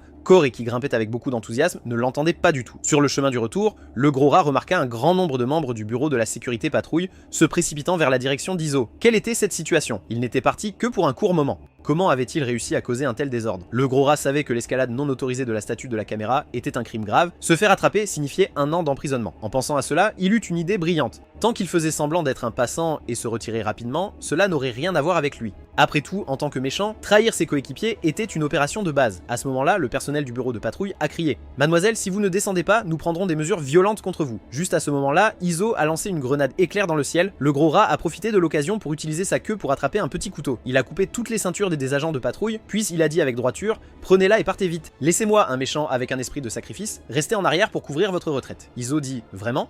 Je viens de voir quelqu'un faire semblant d'être un passant, mêlé à la foule, prêt à s'éclipser. Au moment où les agents de patrouille se relevaient pour donner la chasse, ils trébuchèrent à nouveau sur leurs propres pantalons, et Izo et son groupe s'étaient déjà enfuis sans laisser de traces. À ce moment-là, Izo s'appuyait sur une vitrine en verre pour se reposer. Il avait juste voulu réprimander Corey correctement, mais c'est lui qui s'est fait réprimander. La personne était le gérant de Golden Family. Il a dit: enlevez vos mains sales, c'est une vitrine en cristal de Luciole, si vous la salissez, vous ne pourrez pas la payer. En entendant cela, Izo a ri gros rat, il dit que cette vitrine se salit facilement. Que devrions-nous faire? La seconde suivante, le gros rat comprit son intention et sortit sa langue pour lécher frénétiquement la vitrine. Voyant cette scène, le gérant entra dans une colère noire, disant: vous ne comprenez pas le langage humain? Mais il retint de force ses prochains mots, car le gros rat sortait une liasse de billets de grande coupure, les collant un par un sur sa salive. Izo dit: désolé d'avoir sali votre cristal de Luciole, mais votre pourboire est collé dessus. Voyant cela, le gérant changea immédiatement d'expression, disant: oh mon dieu, qu'est-ce que c'est que cette histoire de sale ou pas sale? Ce n'a qu'un peu de salive. Je le mangerai si je devais. S'il vous plaît, 3 invités distingués, entrez d'abord. Ce n'est que lorsqu'il vit le visage de Corey directement que le gérant fut choqué, car il n'avait jamais vu un visage aussi parfait, il n'avait pas regardé attentivement dehors tout à l'heure et pensé qu'elle n'était qu'une fille folle. Il ne s'attendait pas à ce qu'elle soit en réalité une femme d'une beauté dévastatrice, mais ensuite, il afficha une expression pitoyable. Quel dommage! Une telle beauté est en fait asservie par ce jeune vaurien. Corey a été escortée dans la cabine d'essayage par 2 assistants, mais 20 minutes complètes s'étaient écoulées et elle n'était toujours pas sortie. À ce moment-là, une vendeuse passe à la tête et dit: cette demoiselle ne nous laisse pas la déshabiller, venez voir s'il vous plaît. En entendant cela, Izo vit Corey trembler dans le coin de la cabine d'essayage. Heureusement, après quelques mots rassurants, Corey obéit quand même à l'ordre d'Izo. Au début, il était assez impatient d'avoir attendu si longtemps. Cependant, chaque fois que Corey sortait, la colère d'Izo diminuait d'1 point. Il ne s'attendait pas à ce que cette fille aille si bien avec des robes de soirée. À ce moment-là, le gérant se tenait également respectueusement sur le côté, expliquant: cet ensemble est Scarlet Knight au prix de 159 990 livres d'or, à peine acceptable, mais n'a pas atteint mes exigences. Cet ensemble est Sacred Pistol au prix de 299 990 livres d'or. Bien que ce design soit suffisamment spécial, il manque un peu de dignité. Cet ensemble est Golden Empress au prix de 339 990 livres d'or. Celui-ci est le trésor de notre magasin. Il est conçu d'après la robe de l'ancienne impératrice de l'Empire d'Or. Juste au moment où il finissait de parler, une limousine s'arrêta soudainement devant la porte. 2 hommes sortirent d'abord de la voiture. Ils déroulèrent un tapis à l'entrée, s'étendant jusqu'à l'intérieur du magasin. Voyant cette scène, le gérant s'écria d'effroi. Il avait en fait oublié que la jeune demoiselle du Palais Noir avait un rendez-vous pour venir ce soir. Il les poussa alors rapidement tous les trois dans la cabine d'essayage. « Je dois demander aux 3 distingués invités de se cacher dans la cabine d'essayage pour l'instant, dit-il. Avant que la jeune demoiselle du Palais Noir ne parte, ne sortez sous aucun prétexte. Sinon, non seulement je serai puni, mais vous souffrirez aussi. » Alors que la portière de la voiture s'ouvrait lentement, une adolescente pieds nus apparut. C'était la fille aînée de la famille Black Palace Wakana. Les premiers mots de Wakana, en sortant de la voiture, furent que ses pieds avaient dit froid. En entendant cela, l'un des gardes admit d'abord sa négligence. Puis il tira la lame de feu de sa taille. D'un simple geste, il forma un mur de feu le long du tapis et dit « Jeune demoiselle, s'il vous plaît ». À ce moment, le gérant trottina jusqu'à l'entrée du magasin pour les accueillir. Wakana dit « J'ai entendu dire que l'édition limitée annuelle de cette année, faite par Magic Scissors, Lilith, est vendue chez vous. Emmenez-moi la voir, dit le gérant. Nous avons refusé toutes les autres clientes voulant la voir. Nous attendons juste que vous veniez l'essayer personnellement, jeune demoiselle. » Caché dans la cabine d'essayage, le gros rat demanda avec incertitude. La jeune demoiselle du Palais Noir dont il parle, ne pourrait-il pas s'agir de ce Palais Noir? Iso ouvrit une fente pour regarder discrètement, puis indiqua qu'il s'agissait bien de cette famille du Palais Noir, l'une des nobles du monde. Le gros rat n'y croyait toujours pas, disant « Comment est-ce possible? Les nobles du monde ne résident-ils pas tous en permanence dans le quartier doré de la ville de Goden? C'est leur paradis où ils peuvent faire ce qu'ils veulent? Pourquoi apparaîtraient-ils ici ?» Mais Iso lui a dit que même le paradis devient ennuyeux. Sans roturier au paradis, comment la supériorité des nobles pourrait-elle être reflétée? Alors que Wakana suivait le manager vers la zone d'exposition, elle s'arrêta soudainement. Il s'avéra que le tapis noir et or était épuisé. En entendant cela, Akatengu dit avec colère « Vous saviez que la jeune demoiselle venait dans le quartier des roturiers, mais vous n'avez pas préparé assez de tapis noirs et or? La jeune demoiselle n'aime pas porter de chaussures. Vouliez-vous que la jeune demoiselle marche pieds nus sur le sol sale ?» Voyant cela, les 2 serviteurs se sont agenouillés par terre, suppliant continuellement pour leur vie. Mais Akatengu n'avait pas l'intention de les laisser partir, disant « Ayant commis une erreur si grave, vous savez ce que vous devez faire. » En entendant cela, les 2 subordonnés ont immédiatement commencé à transpirer à grosses gouttes, car ils savaient que ce qui les attendait était la force du cœur de lame la plus sévère. Puis ils ont tremblé en tirant les dagues de leur ceinture. Juste au moment où les pointes des lames allaient percer leur poitrine, toute la lame s'est brisée en d'innombrables particules. C'était le garde droit de Wakana, Kamiku, qui était intervenu. Il a dit, les enseignements bouddhistes de compassion, abandonner le meurtre et arrêter la violence. Juste au moment où les 2 serviteurs pensaient avoir échappé au désastre, Kamiku les frappa tous les 2 avec son bâton zen en disant « La peine de mort peut être écartée, mais la peine de vivre est difficile à échapper. Vous 2 servirez de tapis humain pour la jeune demoiselle. » En voyant cette scène, même le gros rat ne pouvait pas supporter de regarder. Tous les nobles du monde étaient-ils aussi arrogants? Un sourire apparut au coin de la bouche d'Iso, disant « C'est une bonne occasion d'enlever la jeune demoiselle du Palais Noir. Après tout, les nobles du monde ne quittent presque jamais le district d'or. » Le gros rat maudit qu'Iso était devenu fou. Habituellement, cambrioler des banques et provoquer les héros de la ville était une chose. Enlever un noble mondial? Tu trouves que la vie est trop paisible? Mais Iso rétorqua « Ces choses-là, c'était du petit jeu. Si on veut se faire un nom, il faut faire du bruit. » Le gros rat dit « Chaque noble mondial a plus de 1000 ans d'héritage et un pouvoir insondable. La ville de Goden est un terrain de jeu pour nous, mais pour eux, c'est un jouet avec lequel ils peuvent en faire ce qu'ils veulent. » Iso sourit légèrement et dit « Alors, le 2e plus grand méchant de la ville de Goden, Dr Madrat, n'ose pas provoquer les nobles mondiaux ?» Le gros rat dit « C'est une provocation. Je n'ose tout simplement pas, mais même si je devais les provoquer, je devrais d'abord faire des préparatifs minutieux. » Alors que les 2 se disputaient, des exclamations effrayées retentirent soudain de l'extérieur. Il s'est avéré que lorsque le gérant montrait à la jeune demoiselle du Palais Noir la nouvelle robe, il ne s'attendait pas à ce que la robe valant plus de 100 millions ait été découpée en morceaux de tissu. Le gérant était tellement effrayé qu'il s'est effondré par terre. Wakana a dit « C'est la robe que tu as spécialement réservée pour moi ?» Voyant cela, Akatengu avait déjà dégainé son épée, attendant juste le mot de la demoiselle pour commencer un massacre. Kamiku secoua aussi la tête en secret. Cette fois, même Bouddha ne pourrait pas te sauver. Wakana demanda sans expression « Dis-moi, qui a fait ça ?» Le manager était déjà tellement effrayé qu'il bégayait, disant « Comment pourrais-je avoir ce courage ?» Iso pouvait dire que c'était le rat puant qui l'avait mâché. Il voulait causer un petit sabotage pour dégoûter ce manager snob. En entendant le vacarme dehors, Cory voulait aussi curieusement passer la tête pour regarder. En conséquence, elle a accidentellement trébuché sur la robe. Elle a directement poussé Iso devant. À ce moment-là, le manager s'accrochait comme à une bouée de sauvetage. Il ne savait pas qui l'avait fait, mais pour sauver sa vie, il a faussement accusé « C'est lui ». C'est ce type qui l'a fait. Voyant Iso surgir soudainement, Akatengu l'attrapa immédiatement en disant « C'était toi ?» Contre toute attente, Iso l'admit directement et généreusement. Akatengu ne s'attendait pas à ce que ce gamin soit si courageux, disant « Très bien. Je déteste les gamins comme toi qui aiment faire des bêtises. » Juste au moment où Akatengu tendait la main pour crever les yeux d'Iso, Iso avait aussi discrètement préparé son arme dans sa main droite, prêt à se battre à tout moment. Mais à ce moment-là, une voix froide retentit. « Arrête, Akatengu. J'aime vraiment comment il a modifié cette robe. » En entendant cela, le gros rat et le gérant furent stupéfaits. Même Iso soupçonnait que quelque chose n'allait pas dans sa tête. Akatengu dit « Mais jeune demoiselle, il a ruiné votre robe. Ne devrions-nous pas au moins lui couper un doigt ?» Wakana dit « Dois-je me répéter, Akatengu ?» Akatengu dit « Je n'oserais pas. » Bien que la jeune demoiselle ait insisté pour ne pas poursuivre, suivre, Akatengu avertit toujours avec férocité « Tu ferais mieux de te tenir à carreau ». Isso se demandait s'il devait utiliser des grenades toxiques de l'araignée dragon pour une victoire rapide ou des grenades inoffensives pour savourer lentement le plaisir de la torture. Il ne s'attendait pas à ce que les mots suivants de Wakana le fassent directement trembler. « Je connais ton identité et ce que tu veux faire. Dès le moment où je suis entré, tu avais déjà cette idée, n'est-ce pas ?» Le gros rat dans l'ombre était tellement effrayé qu'il n'osait pas respirer. Avait-elle détecté leur présence dès le début? Wakana s'approcha de plus en plus d'Esso, puis elle dit « Tu es un apprenti commis ici. Ne voulant pas être un simple citoyen, tu savais que je viendrais au magasin ce soir. Pour attirer mon attention, tu as soigneusement découpé cette robe comme ça, juste pour attirer mon attention, n'est-ce pas ?» En entendant cela, Esso poussa un soupir de soulagement, mais était aussi curieux de savoir d'où venait sa confiance. Wakana dit « J'ai tout deviné correctement, n'est-ce pas ?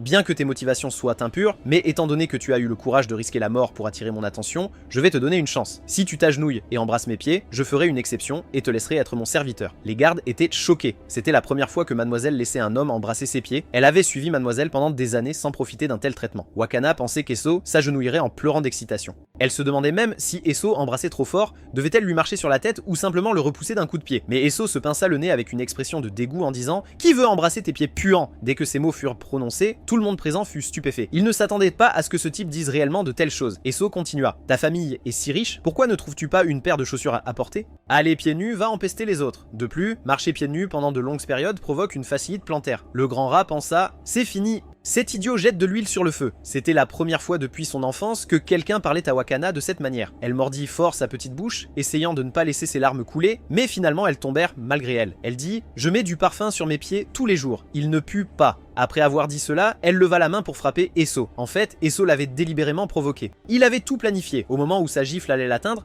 il la tirerait vers lui, puis lancerait des grenades inoffensives pour repousser ses deux gardes. Mais juste au moment où Wakana allait frapper Esso, Kore apparut derrière Esso et attrapa la main de Wakana. Le grand rat se retourna seulement pour découvrir que Kore, qui venait d'être là, avait disparu. Le premier à réagir fut Akatengu. Il dit « Retire immédiatement ta main sale de notre jeune demoiselle », voyant Kore rester immobile. Akatengu était sur le point de brandir sa lame quand Wakana l'a réprimandé pour qu'il s'arrête. Akatengu était très confus en disant « Jeune demoiselle, elle était sur le point de vous attaquer ». Wakana a dit « Elle ne m'attaquait pas, elle protégeait le garçon derrière elle ». En entendant cela, Esso fut d'abord surpris. Aurait-elle pu voir la relation de Kore avec lui d'un seul coup d'œil? Ces mots suivants rassurèrent Esso. « Toi aussi, tu as pris goût à ce garçon et tu veux le garder, n'est-ce pas ?» Akatengu fut directement embarrassé par les mots de la demoiselle, son visage rougissant. Elle ne savait pas ce que la jeune demoiselle lisait chaque jour. Voyant que Kore ne parlait toujours pas, Wakana ne put s'empêcher de devenir suspicieuse. Était-elle déjà tombée amoureuse de ce garçon? Alors elle a dit directement, d'après vos vêtements et votre allure, je peux dire que vous n'êtes pas un roturier. Mais même ainsi, je ne peux pas céder quelque chose sur lequel j'ai jeté mon dévolu, donnez votre prix. Avant que Koren ne puisse parler, Esso a dit, c'est à vous de donner un prix. Alors que Wakana était encore confuse, Esso avait déjà mis son masque à gaz. Il a dit « Cela signifie que vous avez été kidnappé par le premier méchant de Goden, le baron Esso. » Bien qu'Akatengu ait réagi rapidement et ait directement dégainé son épée pour charger, c'était déjà trop tard. La grenade inoffensive avait déjà explosé instantanément à ses pieds, sans préparation préalable. Peu importe la force des deux gardes, ils ne pouvaient pas mobiliser leur pouvoir. Au moment où le gaz toxique s'est dissipé, Wakana avait déjà disparu sans laisser de traces. Après avoir kidnappé la jeune demoiselle de la famille du Palais Noir, le grand rat n'arrêtait pas de bavarder parce qu'il savait que les bons jours étaient terminés désormais, il ferait me face à une poursuite sans fin. Esso a dit de ne pas être nerveux. La grenade sans pouvoir qu'il venait de lancer était une version modifiée mélangée avec un émetteur de perturbation des neurones de l'hippocampe. Cela provoquerait une déviation de la mémoire chez ceux qui l'inhaleraient. Ces deux gardes du corps devraient être neurologiquement confus et ne se souviendraient pas de leur apparence. En effet, à ce moment-là, les deux gardes du corps dans le magasin de la famille Golden ne s'étaient toujours pas remis. Kamiku soupçonnait que c'était ce garçon aux cheveux blancs qui l'avait fait, mais Akatengu disait qu'il y avait quelque chose qui clochait avec ses yeux. C'était clairement un gros gamin aux cheveux jaunes et au visage couvert de taches de rousseur. À ce moment-là, Wakana avait déjà été ramené à la base par Esso, bien que ce soit leur première fois à kidnapper un enfant, ils ont quand même essayé de montrer un côté sombre et maléfique. Cependant, l'apparence innocemment adorable de Kore détruisait toujours l'atmosphère maléfique qu'ils avaient travaillé si dur à créer. Ils pensaient que la jeune demoiselle de la famille Black Palace serait morte de peur, mais au lieu de cela, elle sortit sa langue pour repousser le bâillon. Elle se moqua. Vous vous dites les méchants numéro 1 de la ville de Goden, mais vous n'êtes même pas capable de bien attacher un bâillon. Esso et le grand rat étaient déconcertés par la scène. Que se passait-il? Pourquoi n'avait-elle pas du tout peur? Alors qu'ils se disputaient sur qui avait attaché la corde, Wakana avait déjà défait la corde et avait disparu. En se retournant, ils la virent assise sur le canapé en train de manger des chips. Même Kore avait été acheté par elle avec des chips. Voyant cela, Esso a pris son pistolet et l'a pressé contre son front en disant « Veuillez être clair sur votre identité en tant qu'otage, sinon cela ne me dérange pas de vous faire vivre la terreur de l'alchimie. » Wakana a dit avec intérêt « Votre alchimie est-elle plus terrifiante que celle de notre famille du Palais Noir? Alors dites-moi, par exemple, fixer un criminel en position d'étoile de mer dans une fosse profonde puis empiler continuellement des plaques de fer fines sur lui. Au début, il n'y aura aucune sensation, mais à mesure que le nombre de plaques de fer empilées augmente, les os et les organes seront progressivement complètement écrasé, ou mettre un casque en fer chauffé presque jusqu'à fusion sur une tête rasée. Bien sûr, le mieux est d'abord d'ouvrir 12 petits trous dans le corps d'une personne, puis d'élever des 1000 pattes à l'intérieur du corps humain, laissant la victime regarder impuissante son corps devenir un nid de 1000 pattes et pondre des œufs. En entendant cela, le grand rat dit, hypothétiquement, je dis hypothétiquement, si nous vous renvoyons maintenant, la famille du Palais Noir n'utiliserait pas ces quelques punitions sur nous, n'est-ce pas ?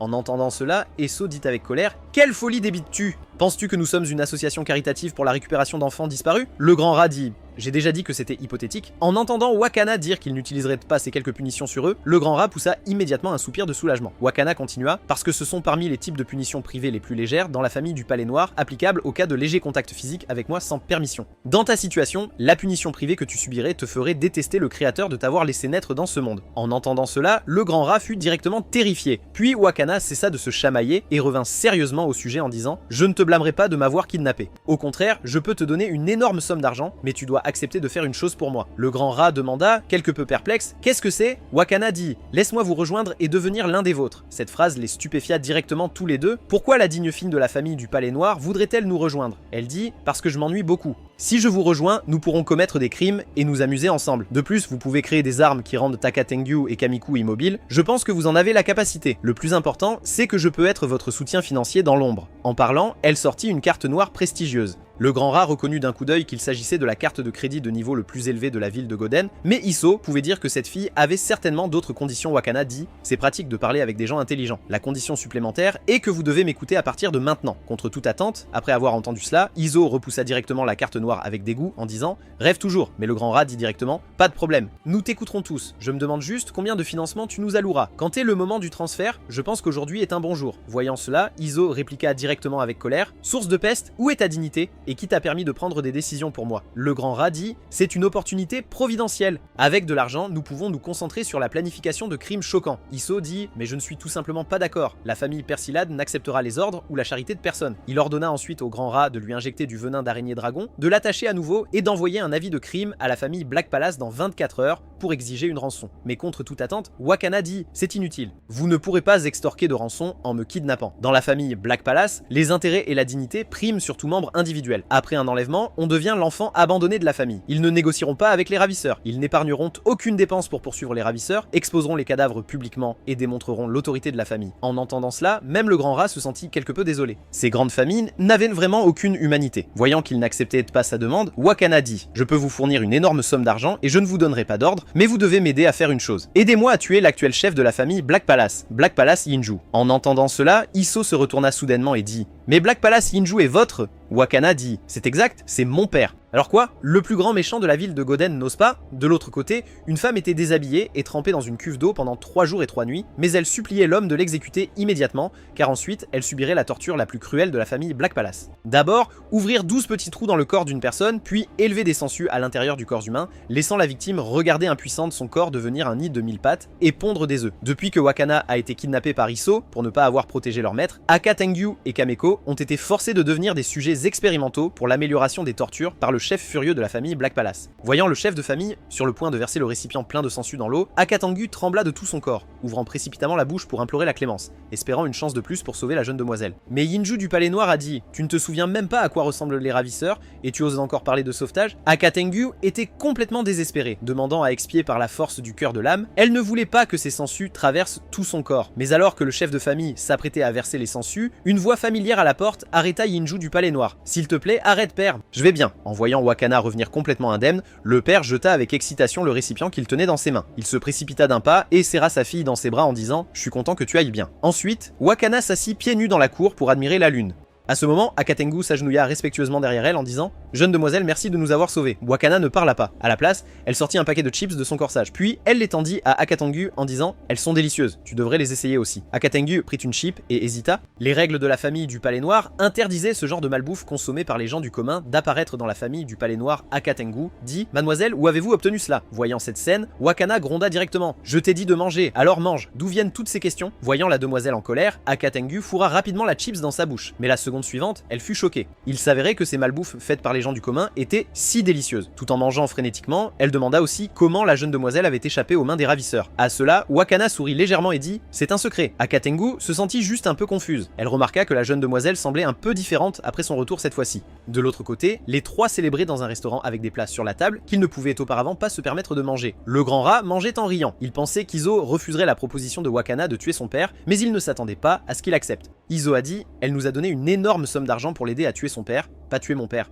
Pourquoi refuserais-je » Le grand rat a ri bruyamment. « Même si on te demandait de tuer ton propre père, tu ne sais même pas qui est ton père, comment le tuerais-tu » En entendant cela, Izo était aussi désemparé. Depuis sa naissance, il n'avait effectivement pas vu son propre père, mais sa mère disait que tant qu'il ferait revivre la famille Persillade et contrôlerait la ville de Goden, il saurait tout. Le grand rat dit « Oublie ça, remplissons d'abord nos ventres avec ce festin. » Mais la demoiselle de la famille du Palais Noir nous a en fait donné 20 millions de livres d'or en paiement anticipé. C'est plus que ce que nous obtiendrions en braquant des banques 10 fois. En plus, elle s'est fait capturer délibérément par nous. Je ne m'attendais pas à ce que la famille du Palais Noir soit si stricte avec les lignées directes. À partir de l'âge de 5 ans, ils doivent apprendre les techniques de combat et les arts de l'assassinat. En entendant cela, Izo a dit « En effet, si la caméra de surveillance ne l'avait pas capturée, nous n'aurions pas du tout découvert ses mouvements. Elle avait en fait caché 26 lames et 13 aiguilles dans ses manches et son ourlet. Elle avait toutes les occasions de nous trancher la gorge directement. Mais pourquoi a-t-elle fait ça ?» Le grand rat se curait les dents en spéculant « As-tu oublié qu'elle voulait te garder ?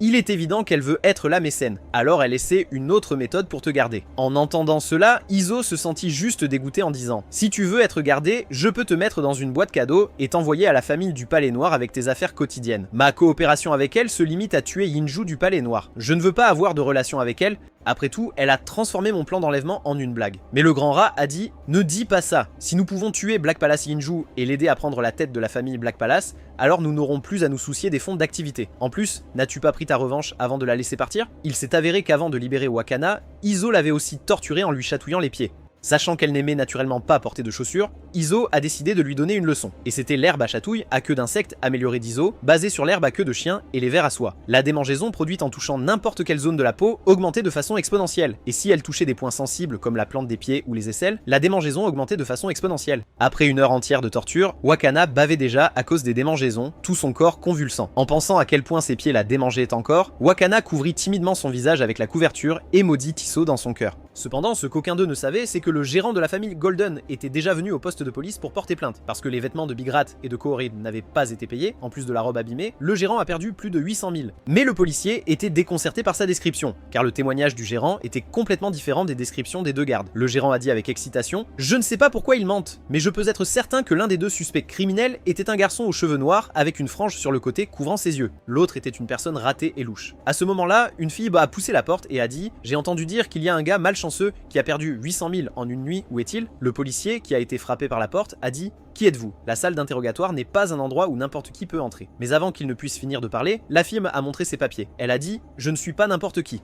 Je suis votre nouvelle chef, Baba Poliwa. Sa mission ici était d'enquêter sur le vol de banque et l'enlèvement de la jeune demoiselle du Palais Noir. » Mais l'homme ne la croyait pas du tout, car il n'avait reçu aucun avis d'en haut concernant le transfert d'une nouvelle chef. En réponse, Baba Poliwa dit « D'accord, je sais que vous êtes du genre à avoir besoin d'un petit adoucissant avant d'obéir. Puisque tu es plutôt beau, je te permettrai de toucher une fois. Mais après cela, tu devras être mon chien. » Voyant cela, l'homme était à la fois embarrassé et en colère.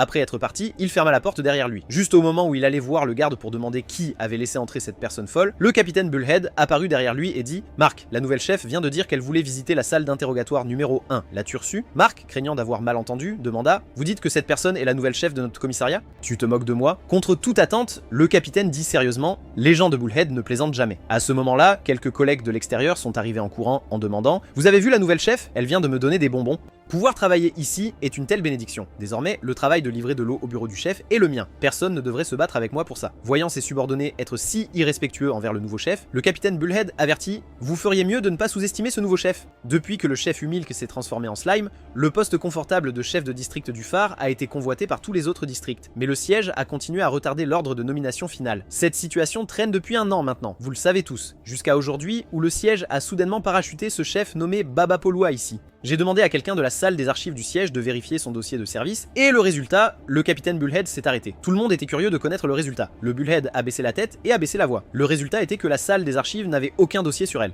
Elle a donc très probablement été transférée ici directement par une personnalité importante de l'extérieur du bureau de la patrouille de sécurité. Mais à peine avait-il fini de parler que Baba Polua est apparu de nulle part et a dit « Quelle personnalité importante serait-ce » Tout le monde a sursauté de peur en réalisant qu'elle était là. Puis ils se sont rapidement alignés contre le mur et ont dit à l'unisson « Chef, veuillez nous donner des instructions ». Baba Polua a mis ses mains derrière son dos et a dit à tout le monde « Ne soyez pas si nerveux, je suis différent de ces vieux bureaucrates. Mon style de travail peut se décrire en 2 mots. Joyeux, passionné, non conventionnel. » Le gars rondouillard à côté murmura « Ce ne sont pas 2 mots, ce sont 3. » Contre toute attente, Baba Po l'entendit quand même. Mais non seulement elle n'était pas en colère, elle l'a félicité en disant « Ce patrouilleur a été très franc en soulignant mon erreur. Ce genre de comportement qui ne craint pas l'autorité mérite des éloges. » Puis Baba Polua a serré le gars potelé dans ses bras et il pensait qu'il recevrait un baiser de la chef. Mais Baba Polua a juste collé un autocollant de sucette sur son visage. Puis elle a annoncé que l'affaire du braquage de la banque de la Reine Blanche, l'affaire de l'enlèvement de la jeune demoiselle du Palais Noir et l'affaire du vol de la robe de la famille Dorée seraient toutes traitées ensemble et elle a fait une promesse. Tout agent de patrouille qui fournit des indices majeurs pour résoudre l'affaire aura le droit de sortir avec elle. Dès qu'elle a fini de parler, un groupe de subordonnés s'est précipité dehors sans se retourner. Le capitaine a même utilisé son coup ultime, sprint du taureau fou, laissant les autres derrière. Les frères derrière lui ont dit « Chef, tu n'aimes pas les petites humaines maigres, non ?» Le capitaine a dit « Qu'est-ce que vous savez ?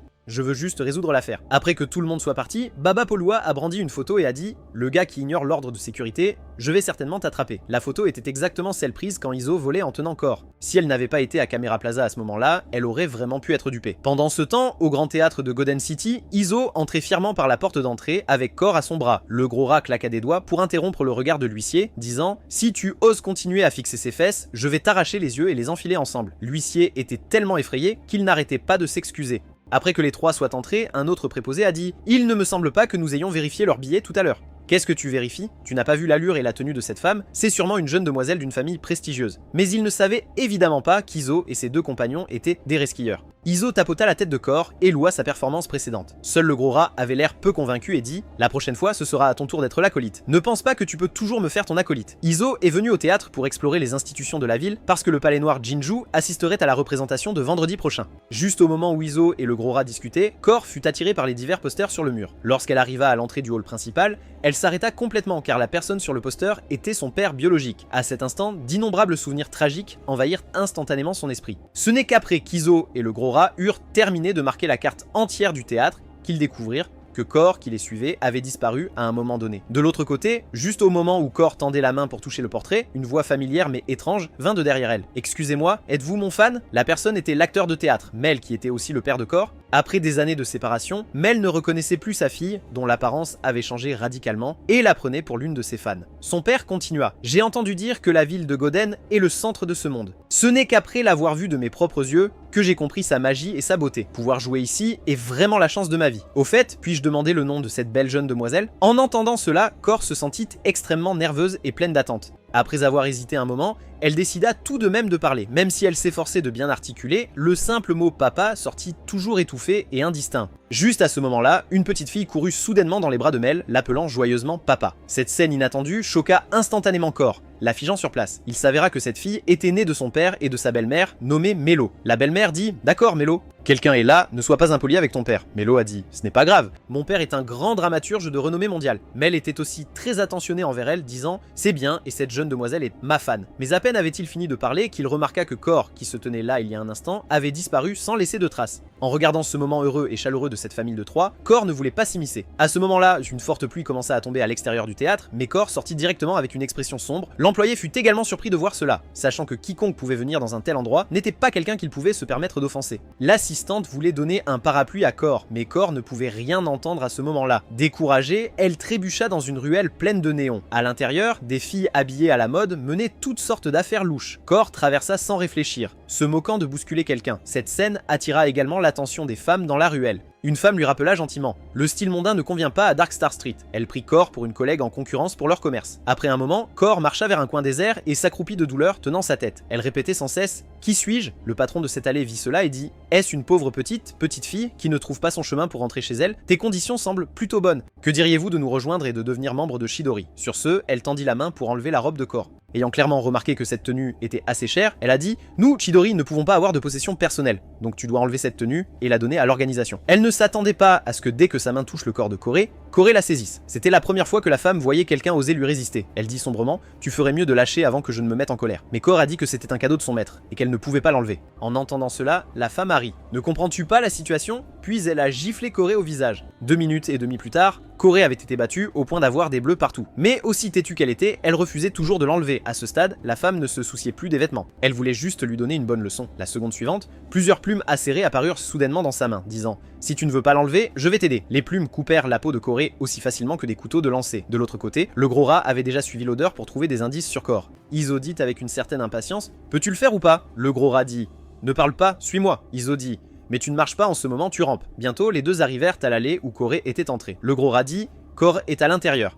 Bien que la forte pluie ait emporté la plupart des odeurs, mon nez en a encore capté une trace. Iso dit « Alors dépêchons-nous, qu'est-ce qu'on attend ?» Le gros rat dit « Attends 1 minute ». Devant, c'est la rue de l'Étoile Noire. C'est l'endroit le plus sale et le plus chaotique sous l'extérieur glamour du quartier du phare. Se perdre n'importe où, ça va, mais se perdre dans la rue de l'Étoile Noire serait problématique. Iso ne prit pas cela au sérieux du tout, disant « N'est-ce pas juste un lieu de rassemblement pour quelques voyous ?»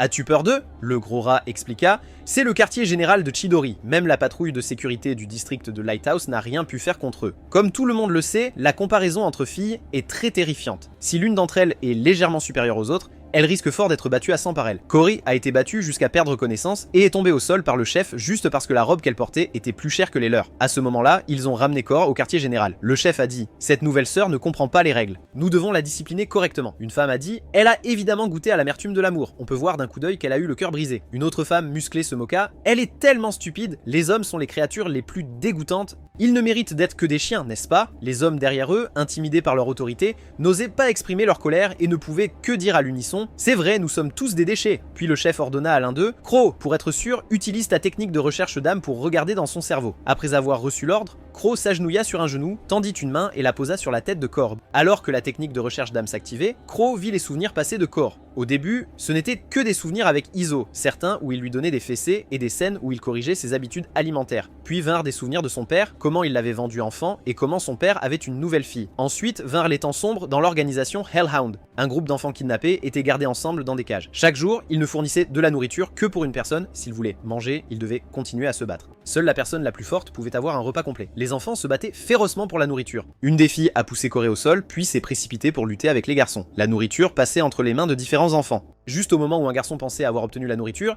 il a été frappé violemment à la tête par derrière avec une pierre par la fille de tout à l'heure, mettant fin à sa vie, puis elle a ramassé le pain vapeur et a averti Cor. « Je n'aime pas frapper les filles, alors ne cherche pas les ennuis. » Un homme lui a également rappelé gentiment « Si tu ne peux pas te battre pour la nourriture, tu ne peux pas survivre ici. Vous êtes une meute de chiens maléfiques venus de l'enfer, le seul sens de votre existence est de réaliser les tâches de votre maître. Sans ordre, vous ne pouvez pas tomber. Tant qu'il te reste un souffle, tu dois te relever et traîner tes ennemis en enfer avec toi. » Ce n'est qu'à ce moment-là que Crow sentit que quelque chose n'allait pas du tout. L'identité de cette femme pourrait-elle être? Pendant ce temps, Iso et son groupe avaient déjà infiltré Darkstar Street. Pour forcer Cora à se montrer, ils ont collé un conteneur de créatures toxiques sur la tête d'un homme en disant « Parle vite !» Avez-vous vu une jolie fille portant une robe dorée? Petit rappel amical, un de mes actifs expérimentaux importants est perdu, donc je suis de très mauvaise humeur en ce moment. Puis il a pointé le cadavre desséché au sol qui avait été vidé par les insectes toxiques en disant « Si tu oses me mentir, tu finiras comme lui. » Le gros rat a aussi commencé à transpirer de peur, trouvant cela dégoûtant. Bien que les moustiques cérébraux biochimiques aient été développés par Iso les trouvait dégoûtants et ne les avait jamais utilisés auparavant, mais aujourd'hui, il a fait une exception. Cet homme a également eu si peur qu'il s'est mouillé, disant « Je l'ai vu, elle a été emmenée dans l'entrepôt là-bas par notre patron. » L'expression d'Iso est devenue instantanément laide, disant « Passe devant et montre le chemin. » Quand les trois sont arrivés, ils ont été choqués par la scène devant eux, des corps gisant en désordre sur le sol, tous avec des blessures de mort horribles. À travers l'examen, Iso a découvert que ces personnes avaient toute la gorge tranchée par une seule lame. Le gros rat a dit que c'était pareil de son côté, mais Iso sentait que quelque chose n'allait pas, car si Corée avait perdu la tête, elle aurait dû utiliser la vapeur à pression thermique. Alors pourquoi toutes ces blessures mortelles provenaient-elles de lames tranchantes coupant les gorges? À ce moment-là, il y eut du mouvement derrière la porte. Quelqu'un appelait à l'aide.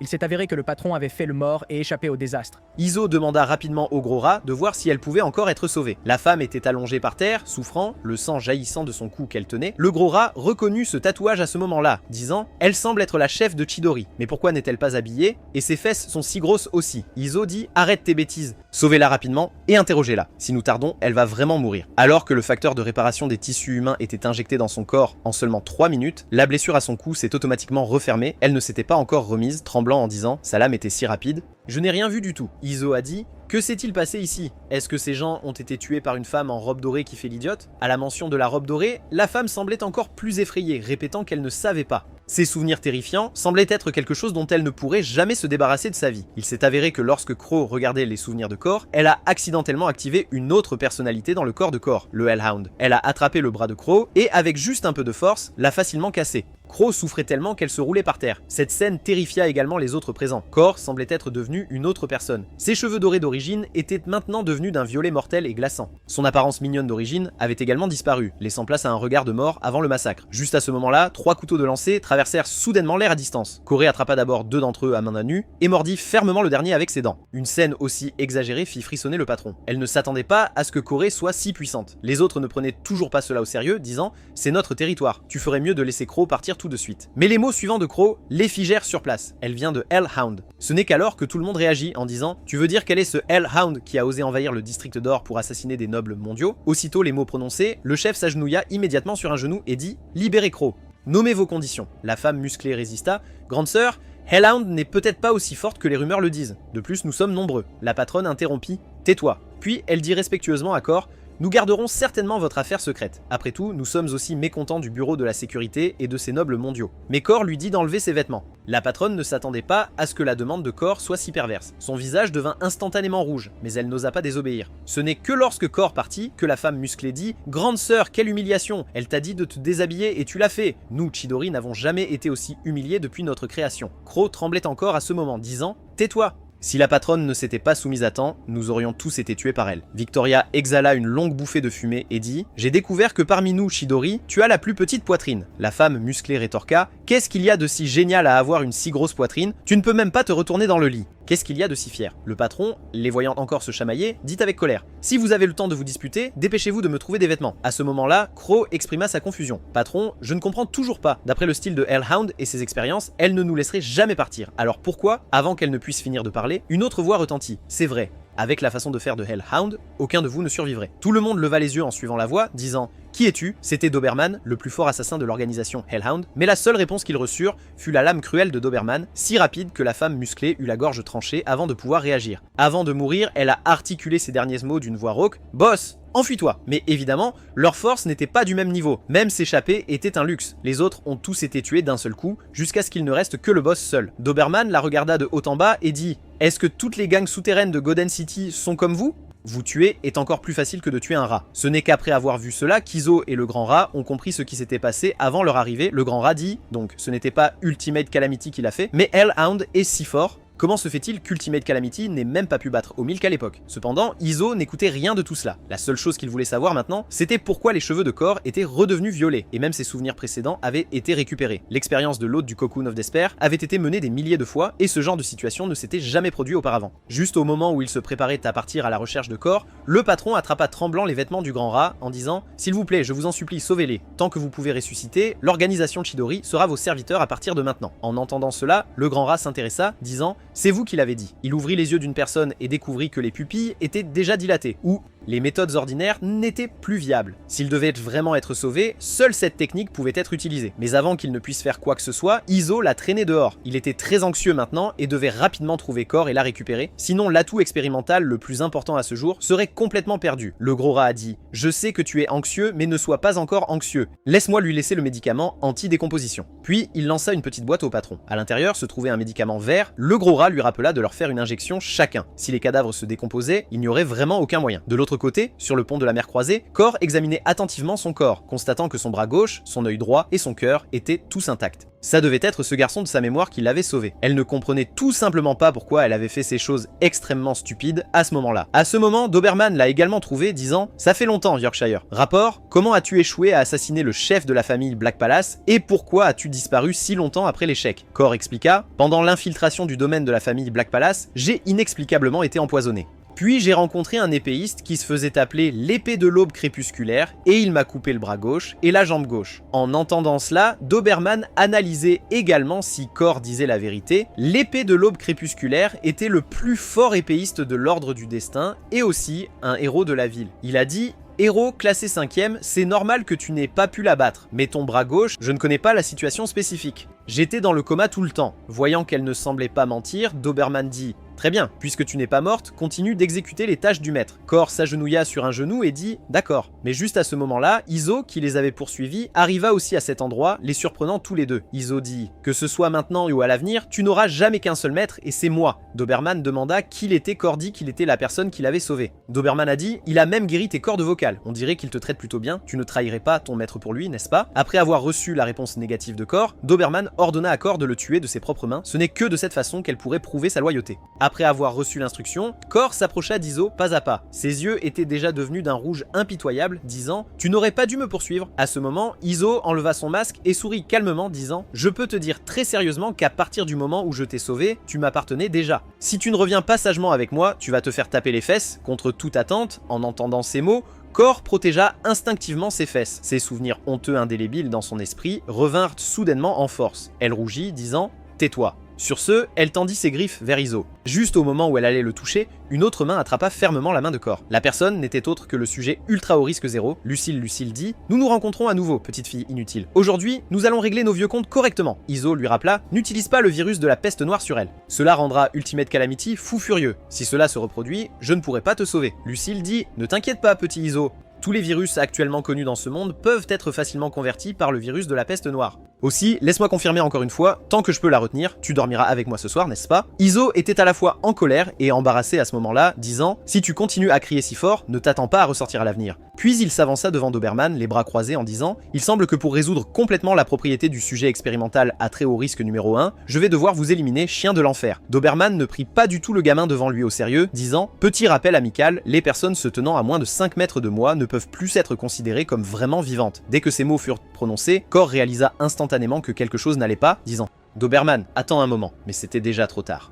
En une seconde, Doberman avait déjà frappé le coup de Kor avec une lame. La seconde suivante, Izo s'agenouilla au sol, tenant son artère saignante. Doberman dit « Les enfants ne sont que des enfants. À part être bruyants, ils n'ont pas d'autres capacités. » Mais à peine avait-il fini de parler qu'un poignard tranchant se dirigea vers son visage. Les réflexes rapides de Doberman l'ont bloqué, disant « Yorkshire, tu ferais mieux d'expliquer ton comportement tout de suite, ou je le considérerais comme une trahison. » Seul Kor, à ce moment-là, ne comprenait pas non plus pourquoi ses larmes coulaient de manière incontrôlable. Lucille était complètement confuse en voyant cette scène. Attends, n'était-elle pas retenue par moi? Quand elle regarda en arrière, elle découvrit que son bras avait été sectionné à un moment donné. Elle regarda le membre sectionné sur le sol, pensant en elle-même « Impossible ». Kor dit « Ne t'ai-je pas dit d'attendre un moment ?» Kor à ce moment semblait avoir récupéré une autre personnalité. Son œil droit émettait des vagues de lumière terrifiantes. Le Doberman dit « Puis-je comprendre cela comme le fait que tu rends l'appareil à cet enfant qui t'a sauvé? Mais tu devrais connaître les règles des chiens de l'enfer. Nous ne pouvons avoir de sentiments pour quiconque d'autre que notre maître. » Juste à ce moment-là, Izo, qui était sur le point de mourir, éclata soudain de rire. Cette scène terrifia Doberman. Personne n'avait jamais survécu à l'un de ses coups. Izo dit « Désolé, j'ai injecté un facteur de prolifération cellulaire à l'avance. Faire semblant de te laisser me tuer était juste pour tester si Kor, avec la personnalité de chien de l'enfer, conservait encore des souvenirs de moi.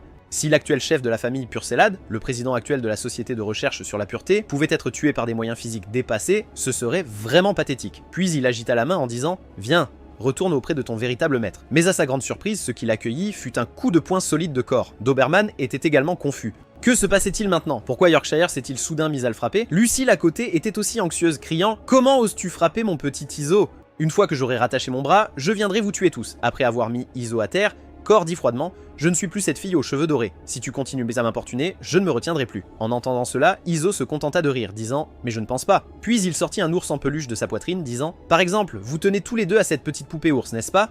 Plutôt que de devenir une machine à tuer insensible, pourquoi ne pas me laisser donner à ta vie un sens plus grand? Rejoins-moi pour utiliser l'alchimie et remodeler ce monde douloureux. C'est un monde où tu peux garder près de toi les gens que tu aimes et qui t'aiment. » Doberman interrompit à ce moment-là. « Dommage, même si un tel monde existe, vous ne le verrez pas. Les personnes faibles, hésitantes, indécises qui se complaisent dans les émotions ne méritent pas d'être des chiens de l'enfer. » À ce moment-là, le pont était déjà entouré par ses subordonnés. Il dit « Tuez-les tous » d'un geste de la main. Tout le monde s'est précipité en avant imprudemment l'un après l'autre. Izo a dit « Quelle époque est-ce? Vous jouez encore au jeu des nombres, mais au moins j'ai attiré la véritable force de combat de votre organisation. » Izo a sorti à nouveau un pistolet alchimique de sa poitrine, disant « Alors éliminons-les tous. » Il a appuyé sur la gâchette et un projectile violet a été tiré du canon. Le projectile s'est instantanément transformé en d'innombrables petites particules, réduisant tous les soldats en charge en cendres.